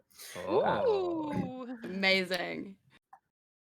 The muscle, it's an odd request, considering what the actual job was, but you don't pick up anything immediately. He takes the book. He does seem genuinely grateful. This seems perfectly safe and reasonable. He says, "Well, look, you've all been through a lot, so I'm going to let you go, but I've got a couple of big jobs coming up, and I'd like to keep you in mind." All right. Yeah, that sounds Yes. great. Well, I've not seen you around this town very much, and I like to think that I keep my ear to the ground. Where are you from? that, my dear, is a difficult question to answer. Yeah. Well, I'm going to love you and leave you. You all rest Oh. up. You've done a fantastic job. The townspeople thank you, as do I. Thanks. Yeah, Alright, bye. yeah, you're Alright, welcome. see ya. Anytime. Yeah. Yes. Yep. You have a great day as well. He Thank gives you. you all a respectful bow and heads out back into the street. That was weird. He's kind He of a seemed weirdo, a little right? dodgy. Yeah. Mm. Mm. DM. Where have I heard that before? Just nonsense letters. Nonsense letters. So you can tell it's really bugging Bita. Like she's just like, hmm. Can I get a perception check from everyone? Yeah. Please roll another natural one, me. That would be extremely funny. 24. Mcnulty. Flip. Oh, Fitting. Oh, 21 people just 17. rated. Hello, Oh, Queen Sharks raid. Welcome. We just I'll finished. Welcome. have a dirty 20 for my perception. Thank you. thank you for the Taking us raid. there. Beautiful. Thank you, we're everyone. just about to finish. George, Erlen, and the Muscle, you are looking around the wig store, picking out the best ones for your head shape, congratulating yourselves on a job well done. Bitter and Mcnulty, you head to the window, giving each other a bit of a debrief on what went down and discussing some of the stranger things you came across. And something catches your eye. At first, it looks like a candle. And as you peer out of the window, it's now nighttime. The streets are dark and murky. But as you look, you see the figure of what appears to be your benefactor walking off down the street as he burns the book in his hand. And that is where we were going to end our story today, my friends. What? Oh, that was awesome. Well done. That was actually super fun. Nice little So much connection fun. between what happened last year's game and I guess what we'll be experiencing Yeah. this year.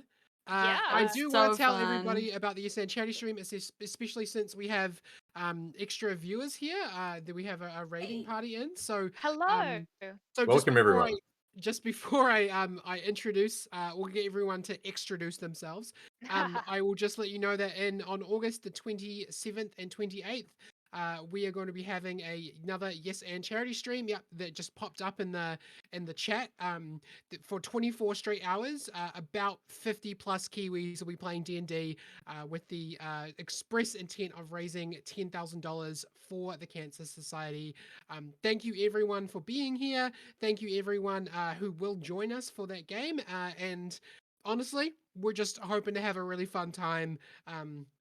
Feel free to like and follow this page because there will be a few more bits and pieces popping up. But before then, we're going to do quite a bit of extra content this year. It's going to be a really fun time. Everybody, feel free to introduce yourselves. Let us know what your social medias are and where they can find more stuff about Yes and if that's what they like to do. So, Dusty, you want to go first? Hey, I'm Dusty. I've been the Muscle, and thank you for your time. You can find me painting models and doing other hobby things at Gamers ADHD in most places. Jasher. Awesome. Yeah, thank you guys so much. I've been Professor Erlen Myers. You can find me at JASHEZILLA, Jashzilla on Instagram, Twitter, and all the socials. And I do a D&D podcast called Casual RP. You can find us everywhere else too. Fantastic. Julz. I'm Julz from NZ. That's JULZ from NZ. Pretty much everywhere: YouTube, Instagram, Twitter, blah blah blah blah blah. You'll find me. I am on a few actual play podcasts around the place. So look up Fate of Eisen and Diceratops if you're wanting to listen to some actual play, or if you're wanting me to DM a game for you, hit up Questbook. That's totally a thing that I do, and I love to just play all the games. So yeah, that's me. Yay. Jordan. Yeah, first of all, thank you to our audience. Thank you for watching. It was great to put on the show for you today. You can follow me on Instagram, Mindflayer Miniatures. I do a lot of hobby painting and building outside of D&D, Warhammer 40k, D&D minis, bunch of stuff like that. If you're ever in Hamilton and you want a game, feel free to rock by and come join Penny, Liz, and myself at the Grand Hotel. We love the Grand Hotel. Speaking of Liz, that's me. I'm Liz. I'm here to say thank you to everybody. Thank you for coming in and checking us out. If you want to see more crazy D&D one-shots throughout the rest of the year, we will be doing some more on this very stream. So make sure to give us a like, give us a follow, and don't miss out. You'll be seeing more New Zealanders, different New Zealanders, but we will still have the sexiest accent in the world.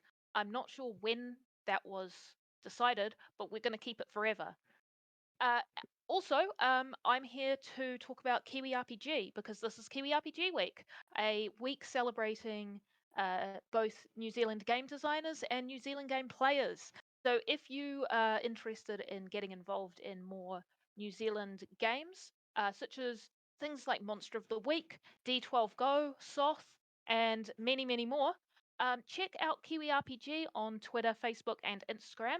And make sure to check out the bundles because they're only available for a couple more weeks on Drive-Thru and itch.io.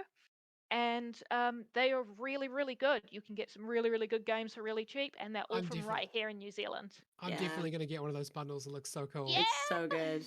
And if Yeah, you buy oh. D12 Go, pay one D12. The creator won't plug it well enough. I know, right? There Yeah. is one game. There is one game that isn't in the bundle, but I do recommend. It's called Big Tough Shirt Guys, and it's by Hexavexagon on itch.io, and Nice. it's really funny. So Nice. that one's on sale as well. I do recommend picking that one up. It's really, really funny. Kia ora if you're here for Kiemu Whakatā o Aotearoa. Really appreciate you dropping by if you saw that hashtag and decided to support. Thank you. Love your Thank work. you. Love Yeah. your work. And Penny. me, oh yeah, and me, I'm Penny D. I am the organizer of the Asan charity stream. You probably won't see me playing this year, but I'll be doing a lot of work behind the scenes. And I'm also the DM for the Terrible Adventures of the Janice and Breford's Parchment Company, which is New Zealand's longest named D&D podcast. We're about to release our 32nd episode. Liz, right here next to me, is our barbarian, who's a middle manager named Karen. So you could kind of take everything you need to know about what our show is just from that one statement. You can find us at JBPC Podcast on Twitter, and we also have a Facebook page. Thank you very much to Amy, who's our mod, who's been in the chat. Amy has Thanks, been Amy. posting all kinds of like all the social medias and stuff. So feel free to jump on board and like the SN charity stream page, like JBPC Podcast, like Kemu Whakato o Aotearoa, and we've got like tons of stuff happening. Thank you, everybody, very much for being here. Does anybody else want to have anything to say before we go ahead and log off? Oh, I learned something very fun the other day, Yeah. and it is What's Up Gamers, but it's in Te Reo. So I'm going to do a little quick lesson, and then Okay. that's it. That's all I want to tell everybody. So if Okay. you want to say What's Up Gamers, you have to say Kia ora koutou, kai kiemu, and that means What's up, gamers? Okay, we want to do one Kia ora koutou ai kiemu? Kai kiemu. Kai Kai kiemu kiemu. on our way Kai- out. Yeah, that sounds like a fun thing to stop streaming on. All So, right. So- everybody ready to go? And we'll do it simultaneously, but not. Everybody ready to go? Yep. Yeah. Yep. 3, 2, 2, 1. 1. Kia ora Kia ora Kia ora koutou. koutou. Terrible job. I do Terrible. apologize. Terrible. Yeah. Yay. Okay, we've stopped streaming. Stream's over.